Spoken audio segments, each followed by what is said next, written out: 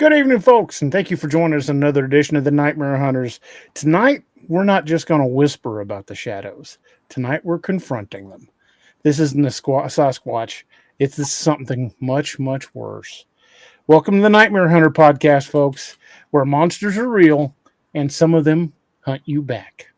So buckle up, folks. We're going to have a hell of a ride tonight. Joining me in the studio tonight is Robbie Jed Rains, all the way from South Crackalacky, who just released a brand new book today, by the way. And Carrie Pocket Doc Davis from the big state of Colorado, coming here representing the good folks at Dark Angel Medical. Boys, how the hell are you? Wyatt, I am rolling. Thank you, Robbie. Hey. You got to bow to greatness sometimes. Oh, shut up. Oh, Lord. Indubitably, my dear Obadiah. Indubitably, good sir. Well, Robbie, tell us about the good news. Share the good news with the folks. So I woke up this morning to a very, very, very, very welcomed email from this guy beside me here saying, "Knock 'em dead, dude." He got done with my edits and layouts and everything, got it back to me. So before I even started getting ready for work, I jumped up and, because I already had pretty much everything set up, I jumped up and at least put the Kindle version up. And I had not got the cover finished from Luca. I just had the what do you call the difference in the one for the Kindle, just the little small placeholder picture, whatever. I had that, so I put that in there, but I didn't have the full cover yet. So I did all that, sent her a message and gave her the final page count from what DA had sent me. A couple hours later, she finished and emailed me the regular or the finished copy. Got home from work and put the paperback and the audio or the Audible version in. So just still waiting on that to get through reviews. But the Kindle version of Grail Blood Oath is live and there. I think it's better to say. RTG, it's rep to go. Rep to go. There's the cover. Yep. Yes. Folks, I think you guys are going to really enjoy this one. And, to give a little bit of backstory about Grail, if you go back to Demon of Palduro Canyon, was that one? That's one DA? Mm-hmm. Rocky is asking the Nightmare Hunters about some stuff, and a certain individual that shall remain nameless said, "Don't forget Grail. Those son of guns are crazy," or something to that effect.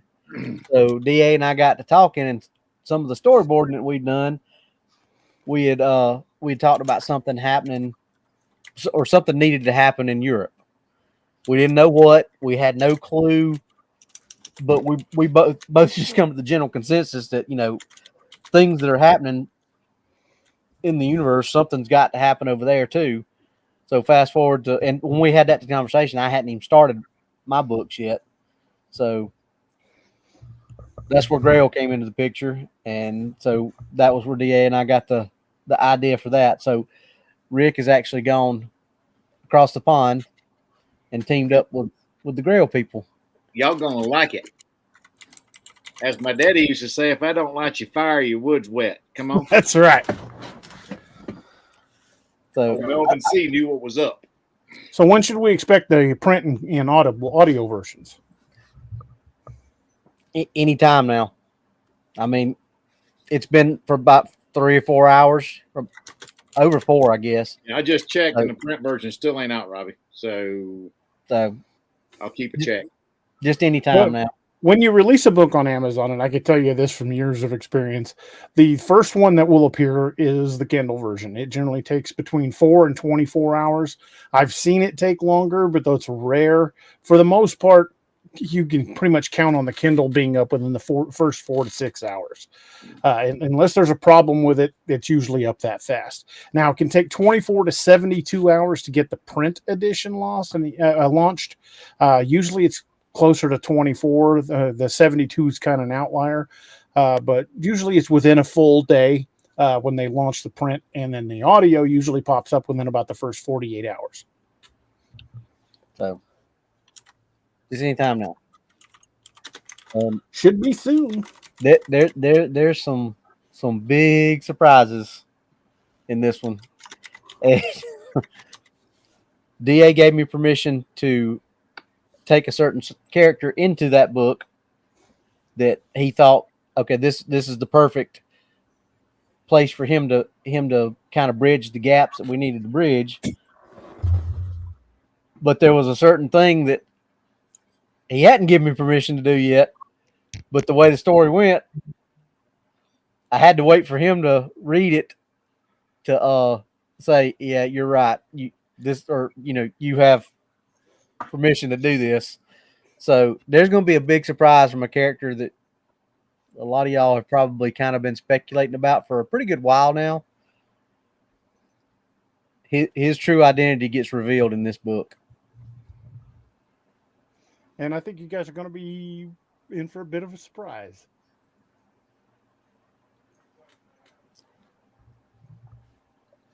Well, anywho, now that the cat is out of the bag, as they say, enough mystery, as it were. As the feline has been released from the Doc, how would you say that feline is released from what? The feline has been released from its woven entrapment. I don't know, man. It just came to me. Yes. Cat's out of the bag, folks. That's what he meant. Cat's out of the bag. It's burlap imprisonment.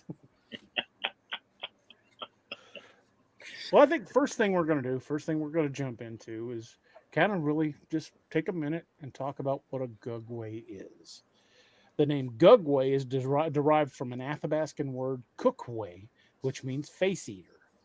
The sightings of these things go back since way before European settlers came to this continent. So the Native Americans have been seeing these things for a while.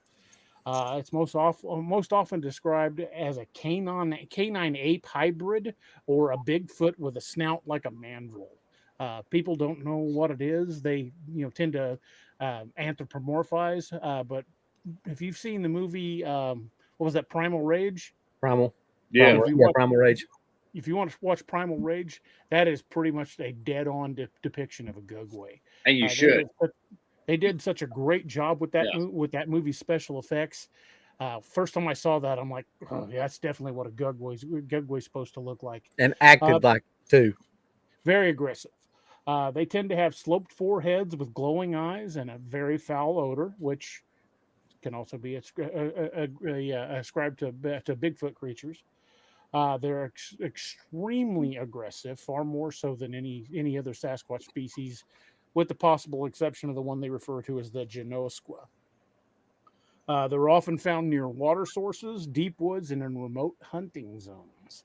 And for the longest time, people didn't even realize they were a thing. I mean, I've taken a few Bigfoot reports where, like, it was big, it was massive, but it had a snout. And first time I heard that from a person. The guy was actually from Canada, but he was living here, going to school. And I said, a Bigfoot with a snout? And I'd never heard of anything like that. This was years ago. And then I got to digging, and then I talked to some other researchers. Like, sounds like a Gugway. And I'm like, what in the hell is a Gugway? And once I learned about them, I was intrigued because from the aggressive nature of these things, they're really one of the last things you want to run into in the woods. Boys, you got anything to add? I don't want to get my face eaten off by one of them. I mean, there is also I don't know if it's the same ones up in Canada called the Nahani Valley, the Headless Valley, right? Yeah, and it would make sense that it would be Gugway because all those bodies are found without heads. That's what I'm saying. So, yeah, I mean that's how many years that was First Nations lore for Nahani Valley, was it not? They've been calling it the Nahani Valley since way before any European settlers were out that far. Way before the fur trappers came in, anything like that. That is an area that I don't know if I'd want to go there unless I had all of my friends with guns. Seriously, and, our friends' friends as well, and our friends' friends and their friends, and weapons laden drones and everything else. So Lots of friends and lots of armament. yes, all the armaments. So yeah, it's pretty terrifying. Yeah, and Angelo J says, is it like a mix between Dogman and Bigfoot? I mean, as far as aggression, it's got the aggression, and as you know, it's as a Dogman, I would say. But yeah, it's not a mix. It's just like a different species. Just like there's different species of primates out there, or not different species, but different subsets of primates out there. Yeah. You know, it's just a different branch of the tree. Yep. And we were talking about this backstage before we came on. This the Beast of Seven Shoots that Jessica and I did a show on. Man, that's not far from where Doc's talking about the Nahani Valley, and that's the picture right there that the DA's bringing up. Good Lord. That's, I mean, even though it's blurry, you can clearly see. I'm gonna get my mouse on it. You can clearly see the snout. You can see the deep set eyes and the conical head. And it's even easier to see in this. It's just this was zoomed in. That they believe it was carrying somebody's dog because there was an elderly couple in the park that day looking for their missing dog. Yeah, it's like an 8-foot tall mandrel. Yeah, basically.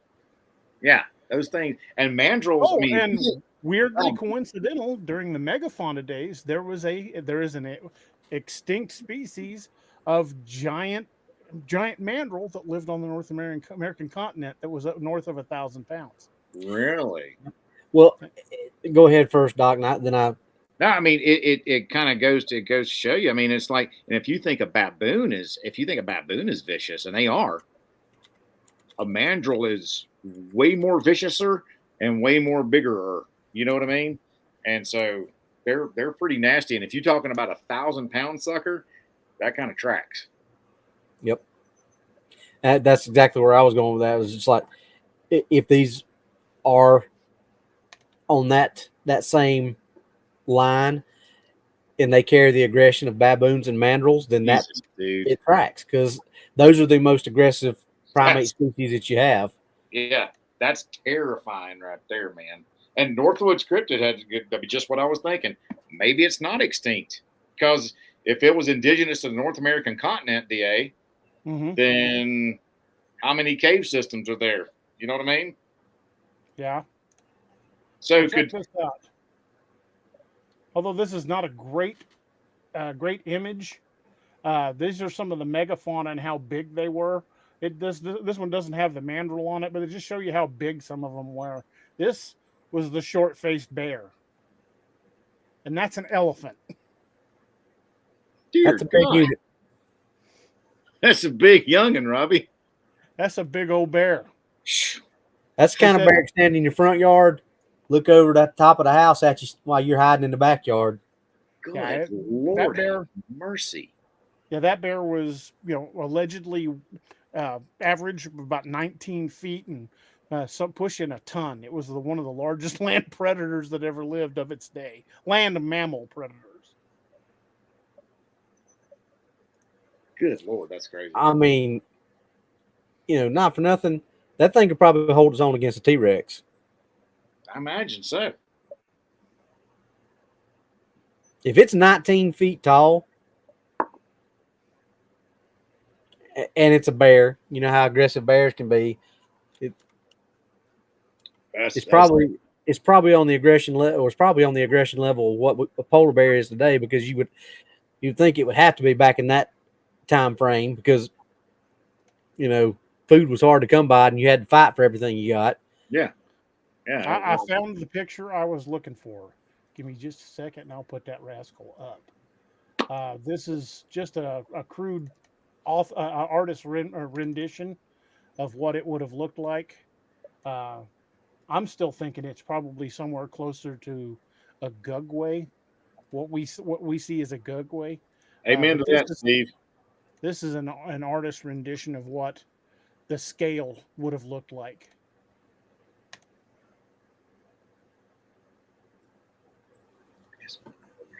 Holy crap.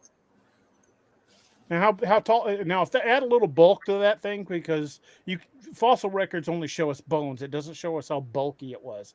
Add a little bulk to that and put it on its hind legs. Yeah.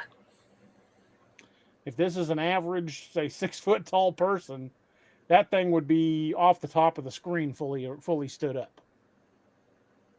Nice catch, DA.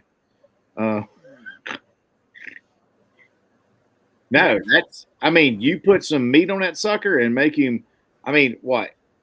Okay, so 1.8 meter tall person. That's almost 6 foot, right? So just under 6 foot. You put that sucker on its hind legs, completely upright. It's going close to 8 foot. Yeah. If not, well past the 2 meters. Yeah, if not damn Probably near closer to 3 3. meters. Yeah, exactly. If not damn near 3 meters, man. That's nuts. That's a what is it you always say? That's a big unit. It's a big unit. It's a big youngin. Big youngin. That's a biggin. That's a biggin right there. He's a biggin. No, I mean, that's a great old biggin. And with that level of aggression at 9 feet tall and 1,000 pounds. Here's a version of the what's the word I'm looking for? The Beast of Seven Shoots, where they kind of outline things so you can get a look at them better. Mm-hmm. Yeah. Yeah, this definitely ain't the red circle pareidolia thing. No. Look here. You can pretty much see it without a red circle. And some researchers went back to the exact spot where that was taken just to disprove the people saying, oh, it's just a tree down there. There was no tree in that ravine. That was just brush around it. That's a mighty fuzzy looking tree. Yeah, kind of what I was thinking. I ain't never seen a tree with a dog's tail sticking off of it. And an arm. Yeah. That's an odd looking branch. Not ready for that one. Sorry. Holy crap, man. Poor little puppy. Bless it. That's what Angie would say. Northwoods, that thing's actually uglier than my ex. Damn. Never failed to disappoint. Wow. Yeah, that's a lot, man. Holy crap. Modern sightings of the Gugway for what we would call our society versus Native American. Native American goes back, hundreds of years. The earliest known Gugway sightings among European settlers started around the late 1800s to the early 1900s. And they are to be considered extremely dangerous. Yeah. In fact, I would go so far as to say probably the bulk of violent encounters, especially when people have gone missing, I could say could probably more be attributed to a Gugway than your average Bigfoot, unless one of these guys took a shot at the Bigfoot, and then all bets are off. So Fred in Alaska, was his encounter Gugway, or was it just a very aggressive? He described it as having a flat face. Okay, so it was very aggressive. Yeah, the critters up in Alaska tend to be off the chart aggressive. Yeah, they're a little bit pissy. Yeah. Yeah. So I could not recall that encounter. So I mean, I remember that, but as far as the physical characteristics, I remember he said it was right there in the window, looking at him. Here's another image I'll share. Hey DA, we've had some comments in chat about your sound. Is your mic moving? No. Okay. Let me see if did everything sound okay? I can hear you. Oh, Robbie. Okay. It's got a volume control on the bottom. Apparently, I bumped it and turned it down. Sorry. Damn it, Hopefully that fixed it. It was turned almost all the way down. I don't know how I did it. Damn it, DA. Well, this is obviously this is the Beast of Seven Shoots. The captions say in 1995, a man was taking scenic photos in Seven Chutes, Quebec, Canada. Reviewing the photo at home, he noticed he had one strange figure in this photo. Sightings of the Gugway date back centuries, and many Native Americans encountered this creature. They despised it as the Gugways eat only meat and kill anything in their path. Gugways are one of the only Bigfoots that are aggressive to humans. I would disagree with that statement, but the Gugway is also called the Bear Man, which is what the Lakota call it. I was talking to William Nighthawk, and we were discussing the possibility that the Lakota Bear Man was a Gugway. And Because this it's only hairy bipedal ape man with a snout. Because of the snout, they say it looks kind of bear-like. Yeah, I guess so.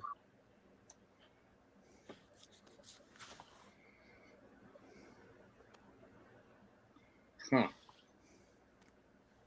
Where was that photo taken, DA? I see a alleged photo of the Gugway. this one, it doesn't say where it was taken, Okay. but the Seven Chutes was taken in Quebec. Man. That's crazy. Yes, sir, it is. So when is the last published Gugway sighting, and where was it? Do you remember? 2 weeks ago in Quebec. Man, was that not a great segue or what? I'm sorry, it wasn't Quebec. It was in Alberta. I mean, Still, it was in Canada, eh? Yeah. Look, a fuzzy wuzzy bunny, eh? Okay, this is a video from another channel. And I will be using this under fair use. I'm not going to play the entire video.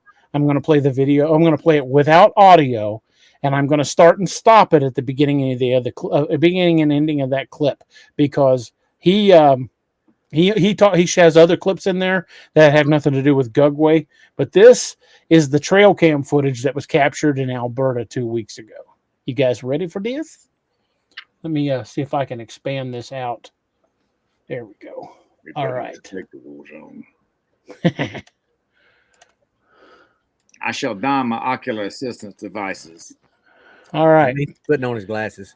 Now, everybody, I'm going to give a couple seconds for this to come up on everybody's screen before I start this up. Well, this clip pretty well speaks for itself. But yeah, I'm looking forward to hearing y'all's reactions. So actually, let's slow this down too.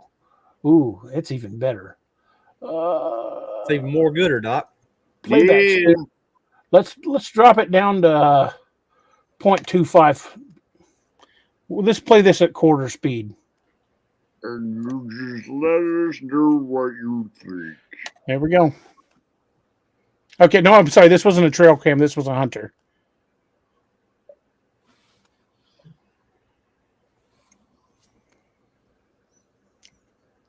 Did you see its face? Ooh-wee. It had a very pronounced snout. Of course, dude couldn't hold the camera steady. He was moving, and two, I imagine he was about to have a brown pants moment. That's Margolin's date. Yeah. Dude, that snout on that sucker? Dang. I'm going to back it up just a hair where you can see that face. I'm going to try to stop it right there. Oh, it blurred out.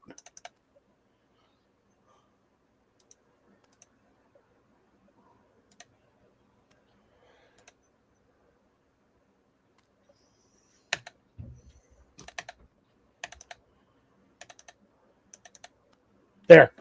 Dun, dun, dun, dun, dun, dun. Man.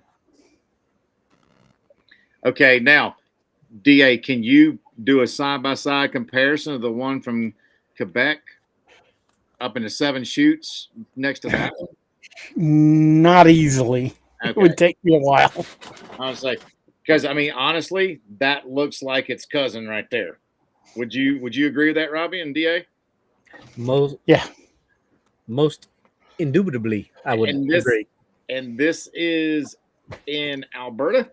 Mm-hmm. I didn't have time to actually crop out the segments out of the video.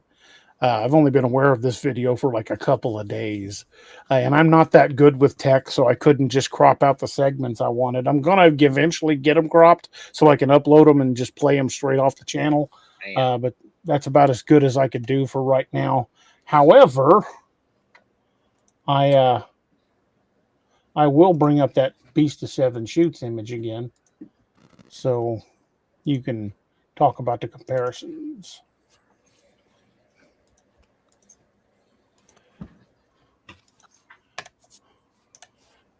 And here we go.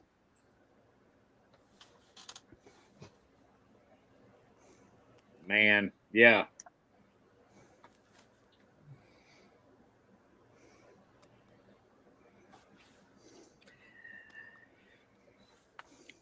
Call me crazy, but it looks a lot like the same type critter to me. Steve Payton says, DA, why didn't it attack the hunter? Not hungry or startled by the interaction? I'm going to guess, one, it was taken by surprise, and two, the guy was likely armed.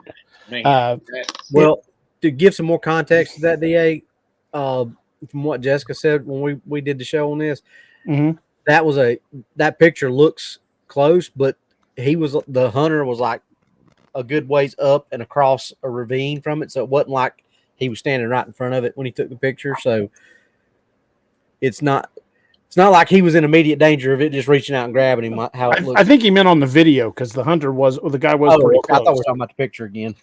No, I think he was meant from the video. The video. Watched. Then yeah, I agree. That was just dumb luck that he didn't get it.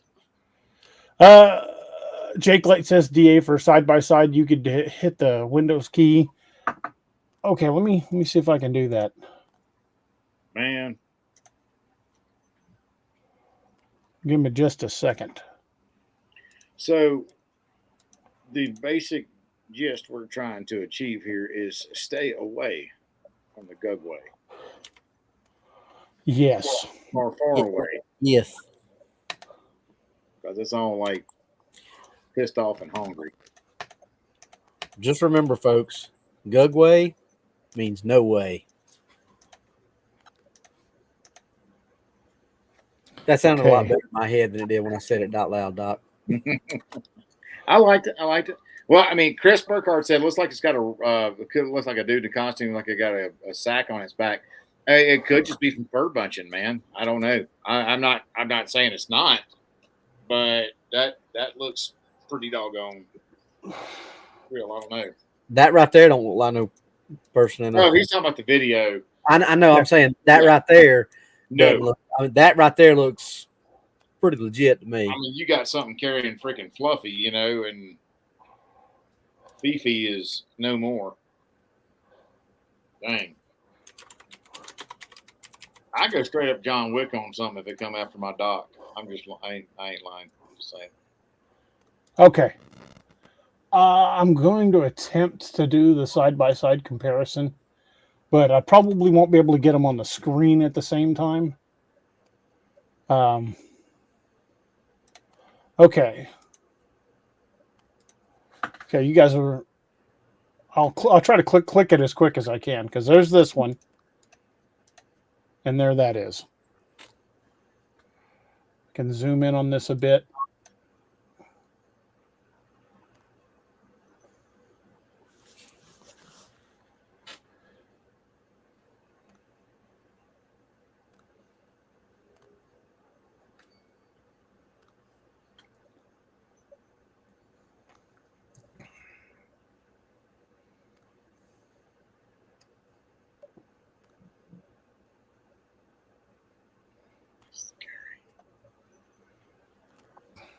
Yeah, that's pretty dang wild. That's scary. Big time.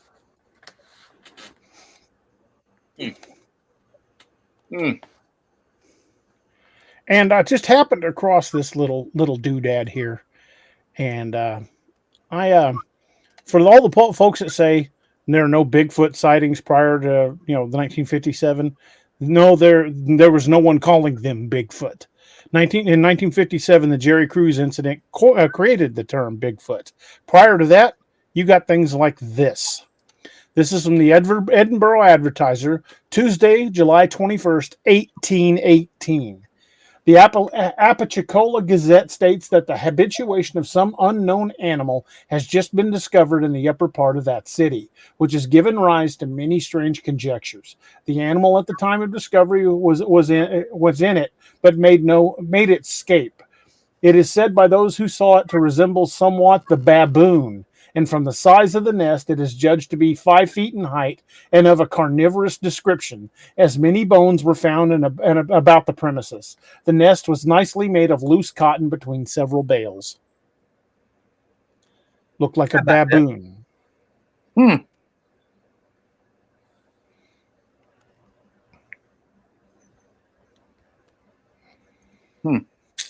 July 21st, 1818. And described it as a baboon.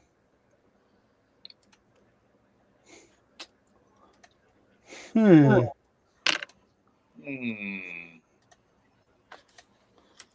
funny we both start doing the same time, buddy. Yeah, that's quite odd. Quite odd, I must say. And that was an American article, but there are only 4 Edinburghs in the United States. One was in Indiana, one's in Texas. It's only 3: Indiana, Texas, and Virginia. Let me look at that spelling again, because some of these. Hey, it's no like the real one in Scotland. Yeah. Hey. Oh well, that just narrowed it down even further. The only one spelled with the GH, the others are spelled with just ends with a G. The only one spelled with a GH, like in Scotland, is in Indiana. So this came from Indiana in 1818. Huh. Interesting.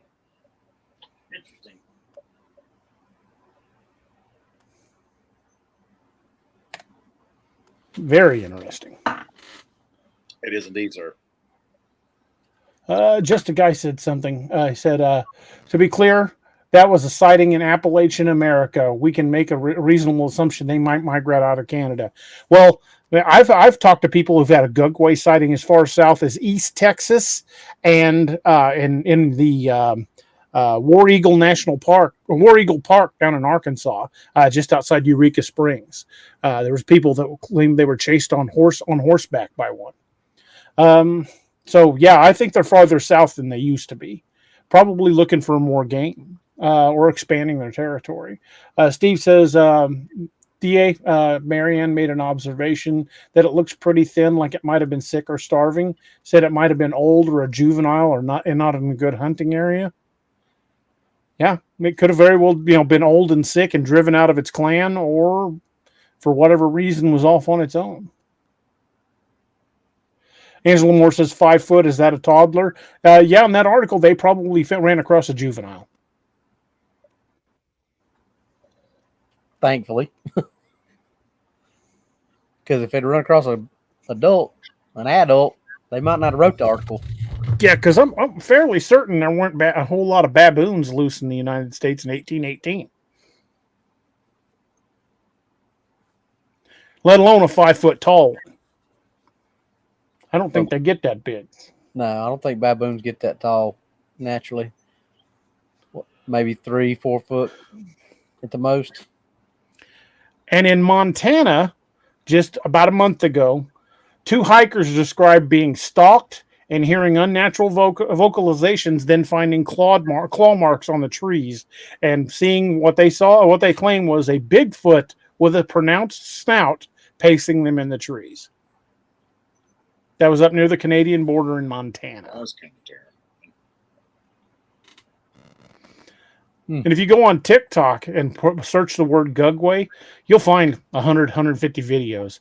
Most of them are just people talking, but every once in a while you'll find one with a little bit of game footage, or they're actually interviewing an eyewitness. But there's a ton of them, and a lot of them are claiming that, much like we said, the Gugway may be responsible for a lot of our missing persons in national parks. I could believe that for sure. Well, I mean, you factor in how aggressive they are. I mean, that tracks, as Doc likes to say. Yeah. And these things are much like the polar bear of the Bigfoot community. They're meat eaters. They're not omnivores like most Bigfoot. Bigfoot are seen a lot of times around berry patches. They'll raid gardens, but they'll also eat meat. These things, they don't do that. They're strictly meat eaters.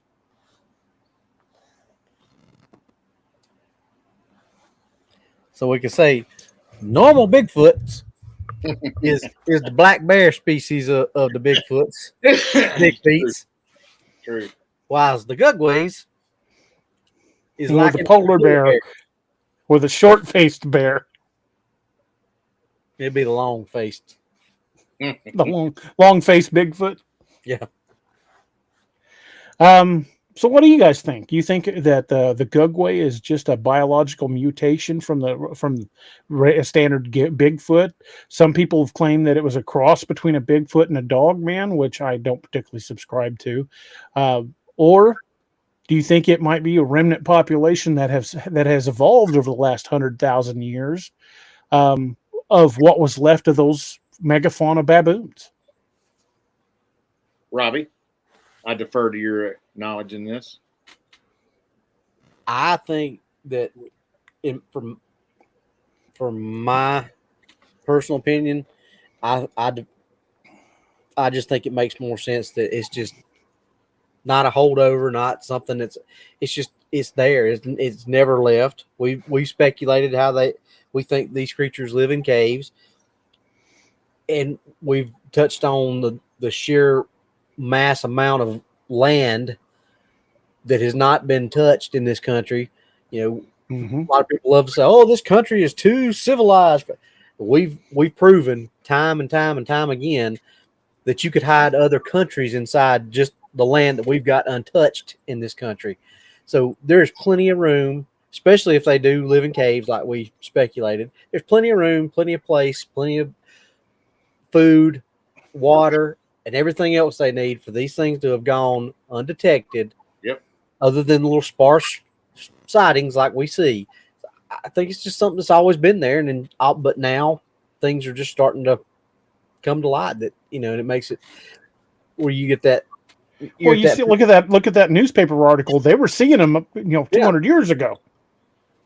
But back then they didn't do like people do now, that, they just accepted, oh, okay, this is there. This is what it is. This is what we saw. And it was what it was. Now it seems like people want to take more time to try to discredit and disprove what you saw than to say, okay, I guess they saw what they saw, because we've become so adept at making other people feel bad that's all people want to do now, is disprove and discredit what somebody's seen instead of trying to say. Right. And when we did that deep dive on land management, we discovered that between national parks, public use areas, state parks, Bureau of Land Management, reservations, and government land that we're not allowed to use or even have access to, there's over 1 billion right, billion acres of undeveloped land in the United States and Alaska. Now, that's not factoring in Canada. And if you look at a map of the United States and Canada together, 90% of Canada's population lives along the U.S.-Canadian border. It's less than 2% of their population that occupies the northern areas. And that is all unbroken forest up there. Yeah. So, I mean, some of those towns up in the northern part can only be reached by air. There's so many, and Robbie hit on this. There's so many areas for them to hide and eat and live, exist, breed, whatever, for years and years. And I mean, now I'm gonna throw something else in here. Let's say that happened. Is their gene pool diverse enough to support that kind of sustained breeding, or could the unchecked aggression be from inbreeding? It's possible With a small population. My point, or my counterpoint to that would be, like we talked about earlier, look at the aggression that's already in baboons and mandrels. True. If that's what True. if they follow that, then that's just a True. trait of that species. I mean, it's good, and that's why I like this discourse, because it could just be as simple an explanation as genetic coding. Well, one thing I would consider is, if there's the Native American stories of Bigfoot interbreeding with humans, if that is true, are those things close enough to interbreed with Bigfoot? I would think so. I mean, if you could have a might explain the Genosqua, which is not described with a pronounced snout, but it is extremely aggressive. Well, think about that. That's exactly where I was going. You got ligers, you got ligers and tigons. Both of them come from a tiger and a lion breeding, but depending on which one's the dad, which one's the mother, you get either a liger or a tigon. Tigons are smaller, not just a smaller cat. I mean, still big, but a lot smaller. Ligers, on the other hand, 9-10 feet tall, sitting. So, yeah. To DA's point, what if the Genosqua and the Gugway are the opposite ends of those opposite parents? Yeah. Depending on which is which, or which is the mom, which is the dad. Yeah. How many times have we said this line, you two? All we've got to do to answer some of these questions is look what we already know in nature. Yeah. Adaptive camouflage, aggression, backtracking, all this stuff that we've talked about on the show that we believe is already there in nature. We already can observe it in things that we already know is there. We know that a lion and a tiger can breed just like, because they're both in, was it Panthera? Pantherus, I think, is the genus. Tiger's Panthera and lion is Panthera, whatever, however but basically they're both in the same genus, so they can breed and they can produce offspring.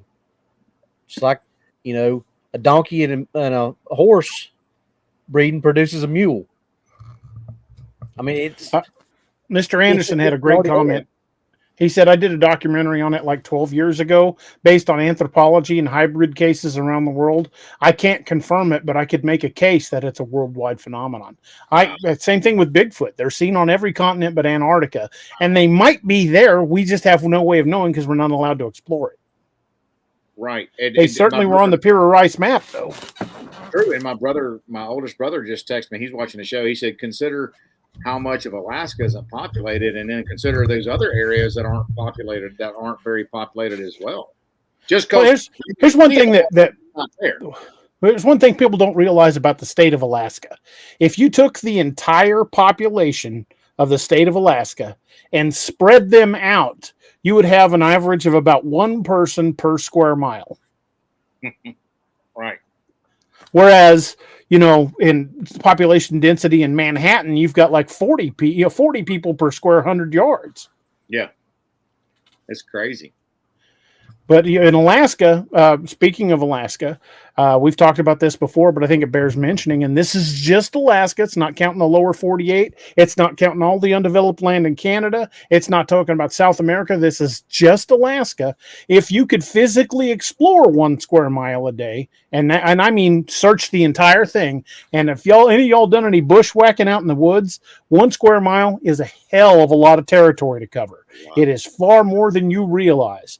It's not just like walking a mile one direction. You've got to explore the whole thing. But if you could physically explore 1 square mile of Alaska per day, it would still take you 125 years to explore the entire state. That's so freaking cool. That's badass. And like you said, that's just Alaska. That don't count the rest of that unbroken land. Man, I mean, you get up to Yukon territory, bro. That is some desolate freaking territory back, about the gold rush days in the 1800s. Yukon territory is the bush, man. Yeah. Nick Baror says, what if it was a predator that came across the land bridge? If it was a predator from Eurasia? It's entirely possible. Or there could have already been certain indigenous species of them here. And when the land bridge was a thing, we just kind of did an exchange. Yep. Entirely plausible. I mean, there's no reason to say it's not plausible because it is. Mr. Anderson says Almas and the urine have a few famous hybrid cases that match the native lore of alleged hybrids. And, you know, the thing about it is the more we dig into cryptids here in the United States, and I'm not just saying Bigfoot or Dogman, I'm saying cryptids across the board. But the more we dig into it, the more we're starting to realize that the Native American lore was more correct than we were ever willing to admit. Oh, yeah. Yeah. 100%.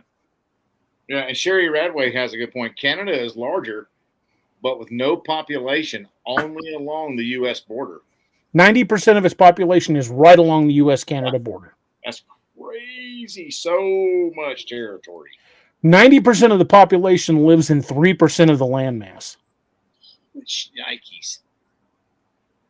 That means 97% of the landmass has only 10% of the population. And the population of Canada ain't that big. No. But their landmass is huge. Huge. Yeah, they've got as much landmass as we do, maybe even more. It's a lot. It is a lot. Robbie, you got a comment? Hey. Sam Stacy, I read the free sample of the story, and it's very good, Robbie. Dang right it is. So, let me put this to you, boys. Okay, this is I'm going to throw both of you under the bus here and put you on the spot. And this question also goes for any of you in the chat. And I know how you two are going to answer, but I want to plant some seeds of some nightmare fuel. Have you ever been someplace and just felt like you were being watched, like something was hunting you? Yeah, Moon Valley, Joe Bald, Combs Ferry. Do I need to go home? I had that feeling 2 nights ago in my backyard. Yeah. And there have been sightings of large, hair-covered creatures in the city of Springfield coming out of the tunnels. Okay. Sounds like we need to go tunneling. I know some of the entrances, but I swear to God, I ain't going in those tunnels unarmed. No. And the trick is, I don't know where they all go. They're not mapped. But allegedly, there's a network of caves and tunnels, connecting tunnels, all throughout the city of Springfield underneath. Angela just said, "Don't worry, it was the Fed bush.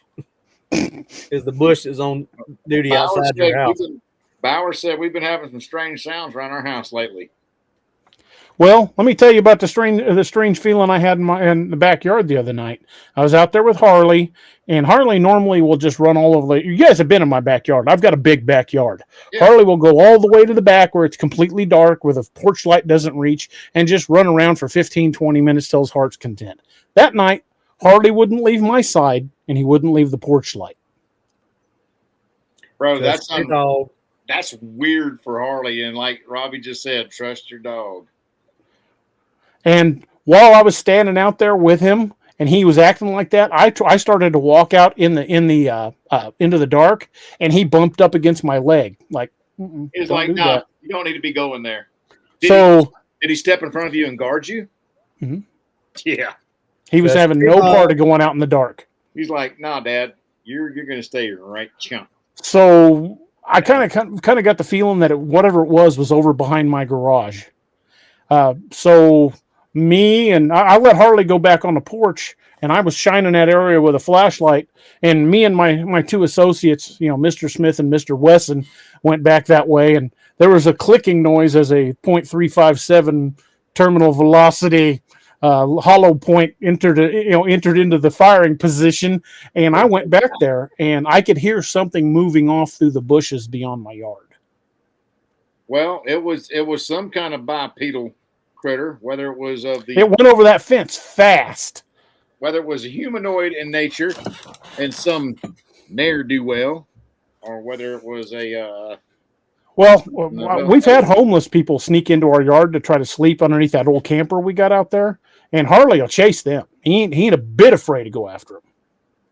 But he was afraid of this. He would not leave the porch light, and he didn't want me to either. And Harley ain't a little dog. He's about 100 pounds. Yeah, he ain't a little dog. That's crazy. Ron, if it followed me home from Joe Bald, it took it a while because I ain't been in Joe Bald in months. Oh, Chris Burkhardt says something. When I was working range control at Camp Ripley in Minnesota, we were driving by a gravesite, got out of the truck. We both heard children giggling, and I felt like we were being watched. Holy God, that's terrifying. I need a young priest and an old priest. Jessica says, I would think a good investment to place some cameras with night vision in your backyard. I would if I could afford a camera with night vision.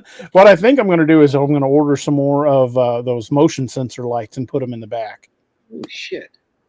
Sherry Radway, Doc, here in Ontario, Canada, one of the provincial parks close to me is 9 million acres in size. I believe the park in Northern Ontario is even larger. Doesn't surprise me. Dear Lord. Well, the Mark Twain National Forest is like 2.5 million, and the Ozark National Forest, which butts up against it, is 1.5 million. I mean, I don't know how big Rocky Mountain is. It's right behind us. We got Rocky Mountain. We got Roosevelt. We got all kinds of national forests out here. That's why these little critters like to hang out here. Golly, that's terrifying. And Fort Leonard Wood actually is in part of the Mark Twain National Forest. Yep, that's right. Fort Leonard Wood is 25,000 acres, most of it woods. That's nuts. All right, Wyatt. I'll next time I run into you, buddy, I might take you up on that, and I'll put that out facing the back of the yard. And it's not like I live right at the edge of town. I live pretty far into town. Yeah, you live in town, man. It's not like you're on the outskirts or anything like that. Right. I'm probably a mile from city limits in any direction you check. Well, I'm a mile at the closest city limits. If you went the other direction, it'd take you 25, 30 minutes to get the other city limits. Springfield ain't a small town. No, it's a big town. Yeah. And that's real time. That's not even DA time. That's actual real time. Yeah, it's real time. Is that what you're going to say, Robbie? Yeah, love you guys. Me and Robbie are like simpatico tonight, man. Holy crap! It's like Northwood says the Adirondack Park is in New York is around 6 million acres. Damn! Wow! And just a guy who says, so are these fellas getting that bold to go into Springfield? I can't say for sure because I didn't see what it was. I just felt that feeling, the same feeling we felt in Moon Valley that night. I had that feeling, and I was alone. Yeah. Well, I was alone in the backyard with just the dog.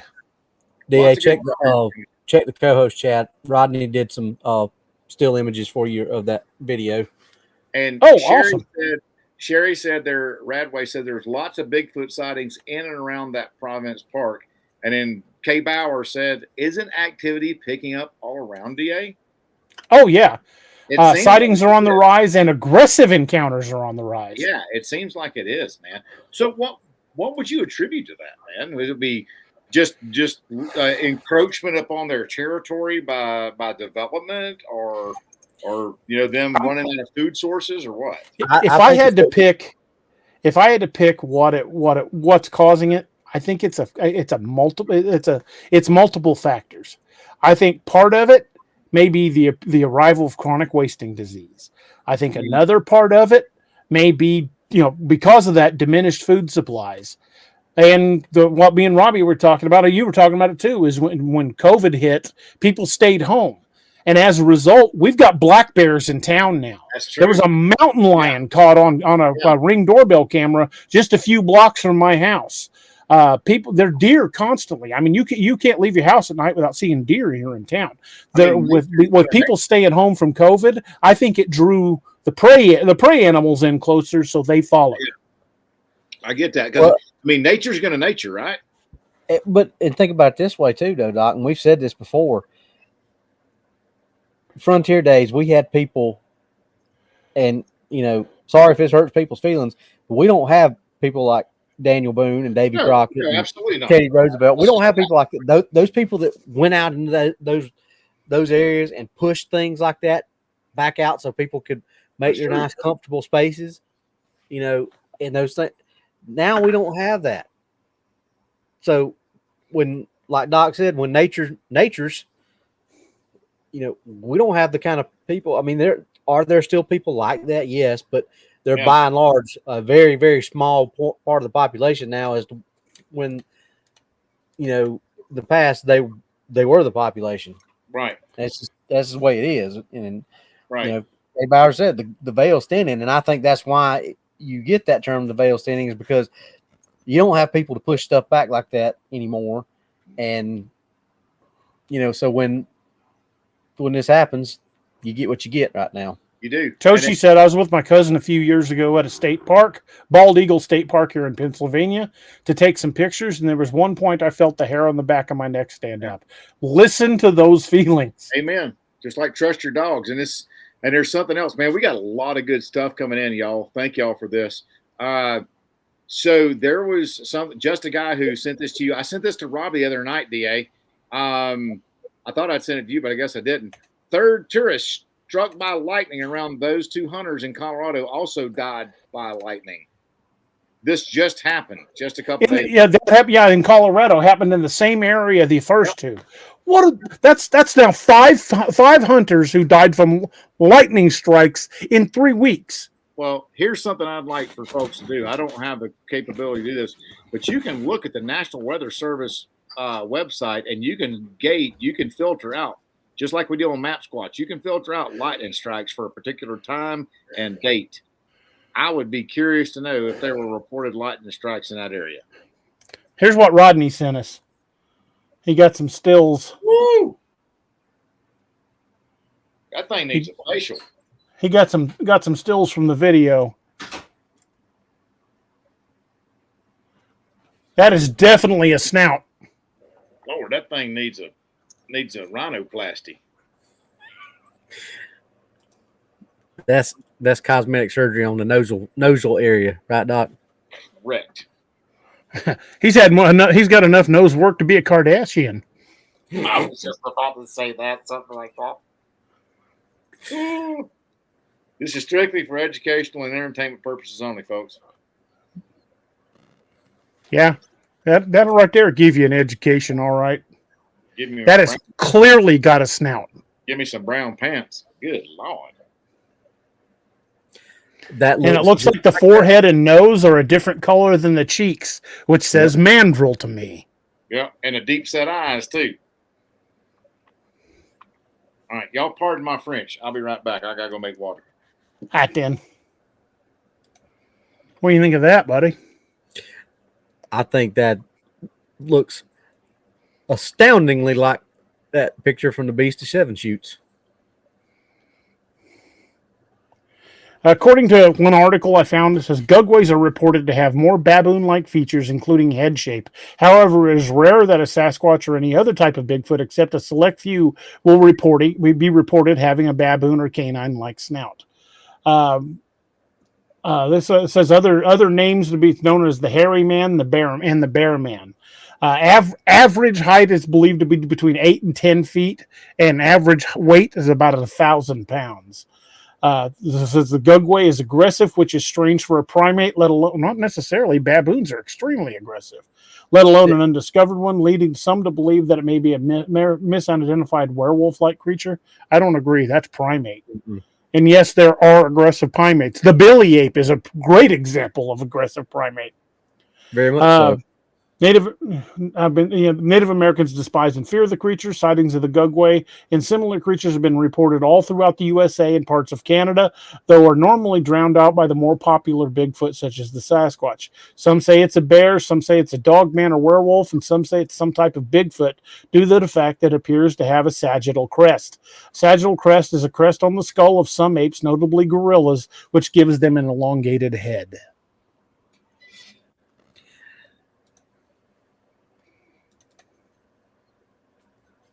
Yeah, I mean, I think it's Pretty obvious. I'm back. Okay.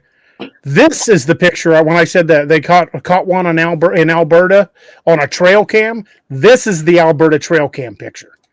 I was opening the wrong thing. The video was not the one in Alberta. That was a hunter from Canada, but this is the Alberta trail cam image. Ooh, it's got a snout too. Yeah, you do. But it ain't two-tone like the other one is. That's what's kind of interesting. Might be regional variances or just genetic differences. Could be. Or male or female. Could be. But it's definitely got a snoot on it. Mm-hmm. And that's not the kind of snoot you want to boop. That is correct. That is not boopable. You boop that snoot, you'll lose your arm. Yeah, definitely not boopable. Bless it. Lone Queen says, I wonder if that one is a female and the Beast of Seven Shoots is a male. The one is looked more neutral colored. Yeah. Yeah. And Toshi Lone Queen says females are usually less colorful. Yeah. Toshi the says Billy Ape is notoriously aggressive. Yeah, that thing's yoked. He's all like, I got 2 sick puppies here. Need to go to the veterinarian. Sorry.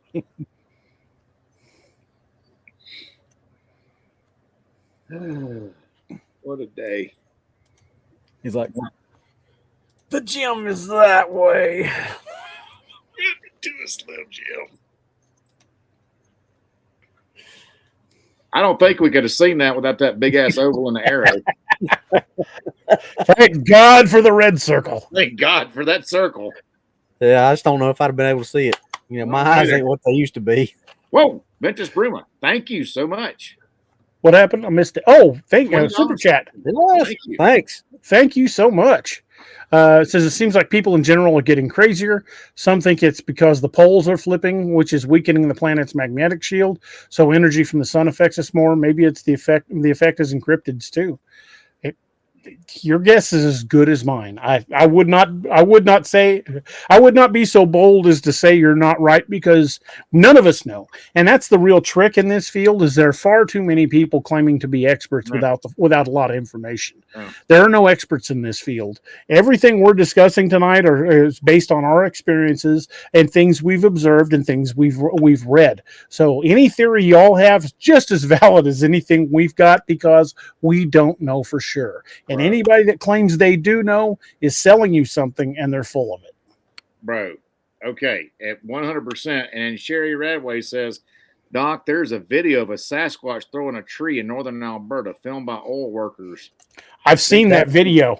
That's the one that I sent, the one with the where it picks the tree, because we talked about it. There's no mechanical sounds. The way the tree comes up off the ground, it's not being picked up by something mechanical at all. There's no sound. It just picks the tree up, slams it back down, picks it up, slams it down again. That I sent y'all that one months ago. I've watched that one many times. Now this one, I'm not sure of the provenance on this. All I know is it's a game camera. I don't know where it was taken.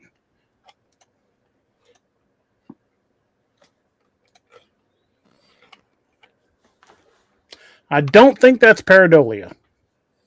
No, I don't need no red circle. Maybe Scaradolia. Yeah. Now, this one, I put this one in as a possible because I really can't make out enough detail to tell if it's got a snout or not. It looks like it might, but that could also be a flat face.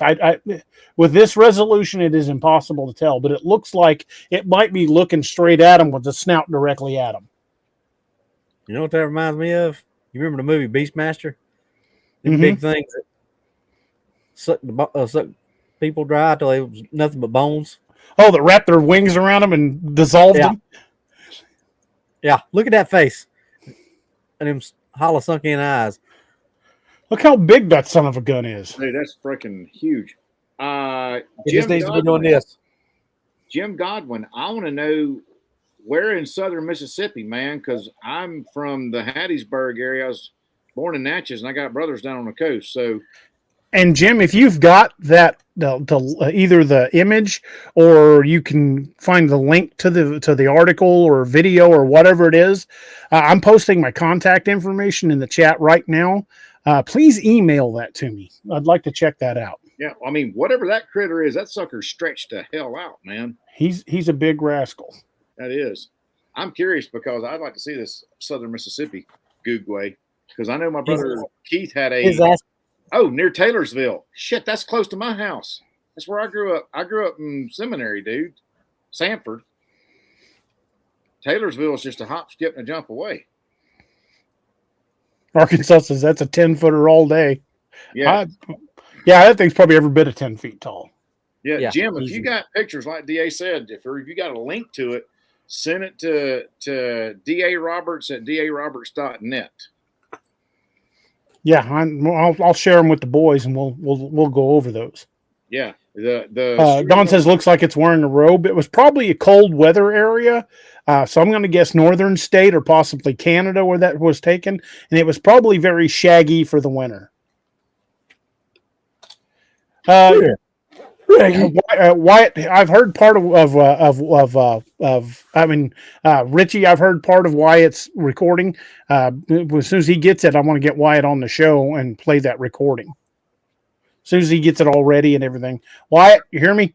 When you're ready with those recordings, I want to have you and maybe Richard both on the show, and we'll play those recordings. Hillary, I hope he ain't waiting on me, because if he's waiting on me, he's going to be in for a long one.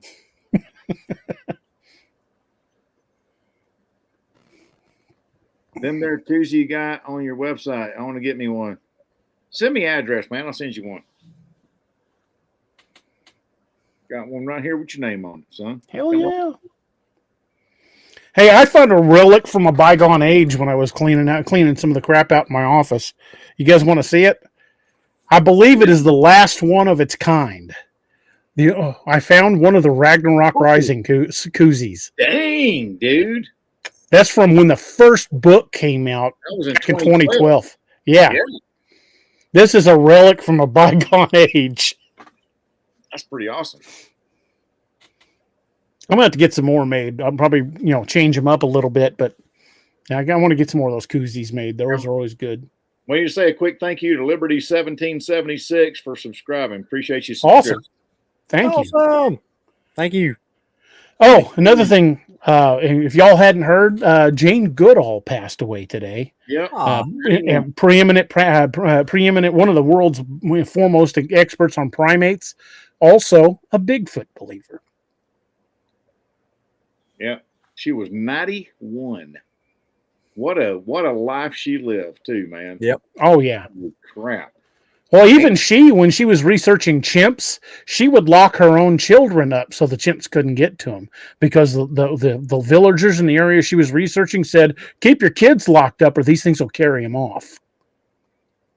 K. Bauer says, DA, I've been thinking, I've been hearing at night wouldn't be cryptid because very near a highway in the city limits and a porch light all night. Would they care?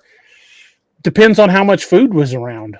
I mean, is the risk worth the reward? And that's basically what you've got to ask yourself with any wild animal. It's risk versus reward. They're not going to go after a meal that could kill them, unless their chances of success are very high. It's just a fact of, all predators do it, because it's not like, it's not like a grizzly bear can pop into the local vet clinic and get patched up after he gets tore up by another bear or something bigger. So, generally a bad injury in the wilds is usually a death sentence. Yep. Yeah, exactly. DA, since Ventus just subscribed to the channel, that reminded me, you want to check and give them an update on how close we are to 10K? Oh, yeah, I can do that right now. We were talking about... Steve, I hadn't got it yet, man. I'll let you know. He sent me on Messenger. I shall consult the Googles.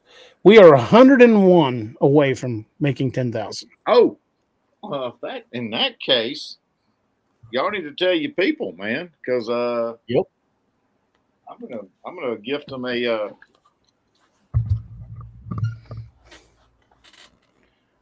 spear kit with the Team O. With a Team O. Badass. Only available at darkangelmedical.com. And I'm probably gonna give away signed copies of 1 or 5 of the books. I will probably give away several books, but I've got to look and see what I've still got.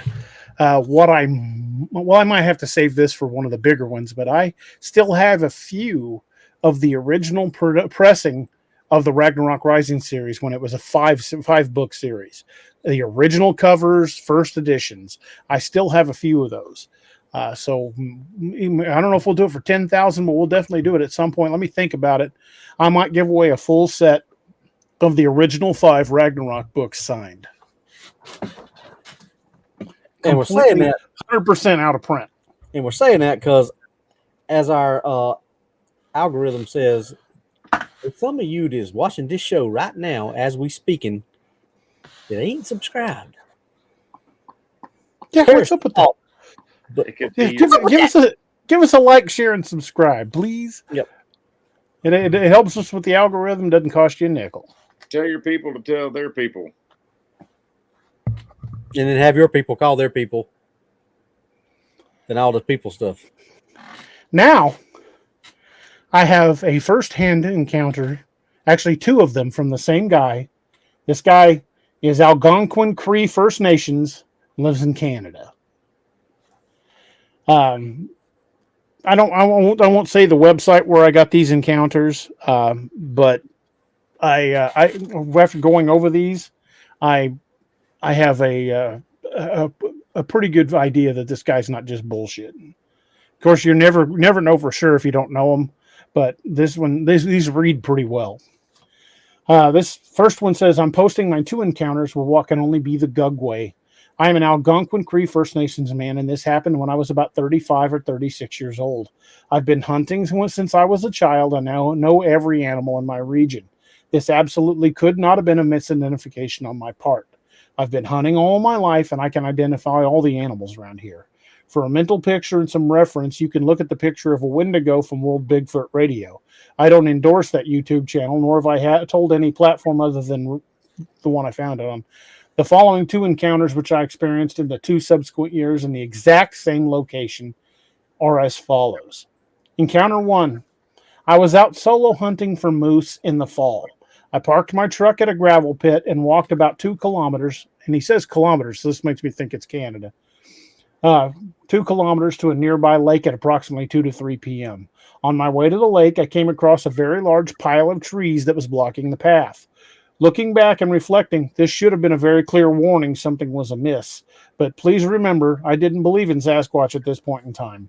By this time, I had spotted a bull moose in the lake, and that's what I was focused on. I noticed the bull was eating plants from the bottom of the lake. I can't recall the name of the plant the moose eat off the bottom of the lake, but I know it visually, and it's supposed to be super nutritious for them. I was able to see the moose clearly as the game trail goes down from the pit to the lake below. Anyway, I slung my 30-06 over my shoulder and began crawling over the fallen trees. The pile of green, fresh trees were very sappy and was piled about 10 feet high. I didn't go around because the sides were really thick with underbrush and I would have gotten tangled in it. So I decided to climb over at the middle of the pile. I noticed a square hole about 1.5 feet wide. I thought, that's weird, and went over to it and looked down in the hole. Now I'm looking down and I see a head, and I think, what the hell? I look closer, and then I clearly see a grayish-black face staring back at me. There it is, lips curled up and showing its yellow-stained canine teeth, much like a shark. I'm thinking it can't be real, and I look again. This thing is still there, almost grinning. Well, that scared the absolute crap out of me. I stood up, unslung my rifle, and threw it to the bottom of the pile. Then I took a few steps and jumped down beside the rifle. Then I heard it make a ooh-wah, ooh-wah sound, and the tree pile began to come apart. I picked up my gun, a gift from our chief on my birthday, and ran for my truck. All the way up the hill, I hear this thing matching me step for step. While it's happening, I hear many strange vocalizations and trees being snapped off. I was too scared to look back. I kid you not. Off in the distance behind me, I hear even more trees being broken. I finally get to my truck, hop in, and drive home pretty much on autopilot in record time, all the while watching my side and rear view mirrors. To be clear, hang on, I lost my place. I shifted it. To be clear, I did not see its body. That didn't happen until encounter number 2 the following year. Man, oh man, let me tell you, the second time in the same spot was even scarier. I went back the following year thinking, no way would I see one of these things twice, especially in the same area. As luck or fate would have it, yes, you guessed it, I saw it again. Face to face in broad daylight on the same trail. And the second counter says, again, mind you, I'm First Nations and was about 37 years old at the time and hunted all of my life. So I started going out on my own when I was about 14 to 15. So this guy's a seasoned hunter with decades of hunting experience. He says, same as before, I park my truck at the gravel pit and start walking the game trail to the lake, about 2 kilometers away. Remember that I had the encounter in the exact same spot a year prior. By this time, a year had passed, and I'd convinced myself that what I saw couldn't have possibly been real. I started out and came to the spot where I'd seen the thing. When I got there, the big pile of trees was completely gone, just gone. No signs of any leftover trees from the year before. I looked around the area for signs of the fallen trees, and there was nothing. And that's strange. He said, I shrug it off. There has to be a logical explanation. Anyway, I start hiking again, and I hear a moose off in the distance. I get my rifle out, and I go around a bend on the trail, and as luck would have it, the young bull is within shooting distance. I load my rifle, take a knee, and start breathing slowly for a good shot. I take aim, and snap! A tree breaks right behind me. Immediately, I go into defense mode and whirl around pointing my gun, expecting to see another moose or maybe a bear. But what I see standing there is no bear or moose. It's this god-awful, hideous humanoid, and it's staring right at my gun. Its eyes are darting back and forth from the gun to my eyes. Those eyes were so nightmarishly huge, black and white with no whites. This thing, upon seeing it, the very first thought that popped in my head was, oh my God, it's a demon. I'm fucking dead. I look at its blackish gray face, and it's got these super deep wrinkles in its forehead. What I immediately noticed in the placement of its eyes, one is lower on its face than the other one, about an inch out of place, almost on top of its cheekbone. The head is not sloped or domed. It's like ours, only larger. Its upper lip curled, revealing those damn shark teeth I saw on the last one. Yellow stained teeth like triangles. Some are chipped and broken, not many, but noticeable. So there it is, standing about 5 feet away from me. This thing is giving off a death vibe, 100% predator. I start weighing my options on shot placement. I look at the rest of its body, and it's covered with long, wispy hair, maybe 4 to 6 inches long. It's obviously hair and not fur, as it's clearly blowing in the wind. This creature isn't much taller than I am. It only stands at, and I stand at 6 foot tall. Now, the muscles on this thing is nothing short of a bodybuilder on steroids. It would have put a bodybuilder to shame. I think if it comes to it, I'd have to aim for the eye. That's the other thing. This thing approached from downwind to me. That shows intelligence. Upon looking at the body, I notice it has patches of missing hair on its chest area. Now, for the skeptics out there, this absolutely could not have been a misidentification on my part. I've seen bears with mange over my lifetime of hunting. 100%, this is not a bear. I say that because this damn thing has hands. Yes, hands with opposable thumbs. I saw its hands clearly because it put up its outstretched hands like a human would to indicate stop or don't shoot. On its other hand, at its side, is where I see the long, black, cracked fingernails. These look just like human fingernails, only sharper and longer. Underneath the missing gray hair is gray skin that looks like something rubbed it off after repeating a task many times. I look down at its feet, and yes, it has feet, not paws. By this time, I've started speaking Cree to it. I'm telling it, look, I know you can hurt me. I can hurt you. This is not what I want. I've caught you trying to sneak up on me. I only want to leave. It never answered me. Rather, it leaned back with its long arms and caught itself. Both feet were planted, and the other arm was supporting its weight on the ground, all the while holding its outstretched hands in a stop or don't shoot motion. Upon seeing this, I started to slowly lower my rifle. When I lowered my rifle, it too uncurled its lip in conjunction with me lowering the gun. I thought, this is my chance. I want to leave peacefully with none of us getting hurt. At this point, I notice it's clearly looking past me, behind me. So I move very slowly and lean the 30-06 up against a small tree. I closed my eyes and turned around, putting myself at this thing's mercy. I counted to 5 in my head, and all I heard at this point in time was it taking off, breaking small trees, and it was so incredibly fast. All I could think of is I need to get the fuck out of here. Was anybody else holding their freaking breath listening to that? Good Lord.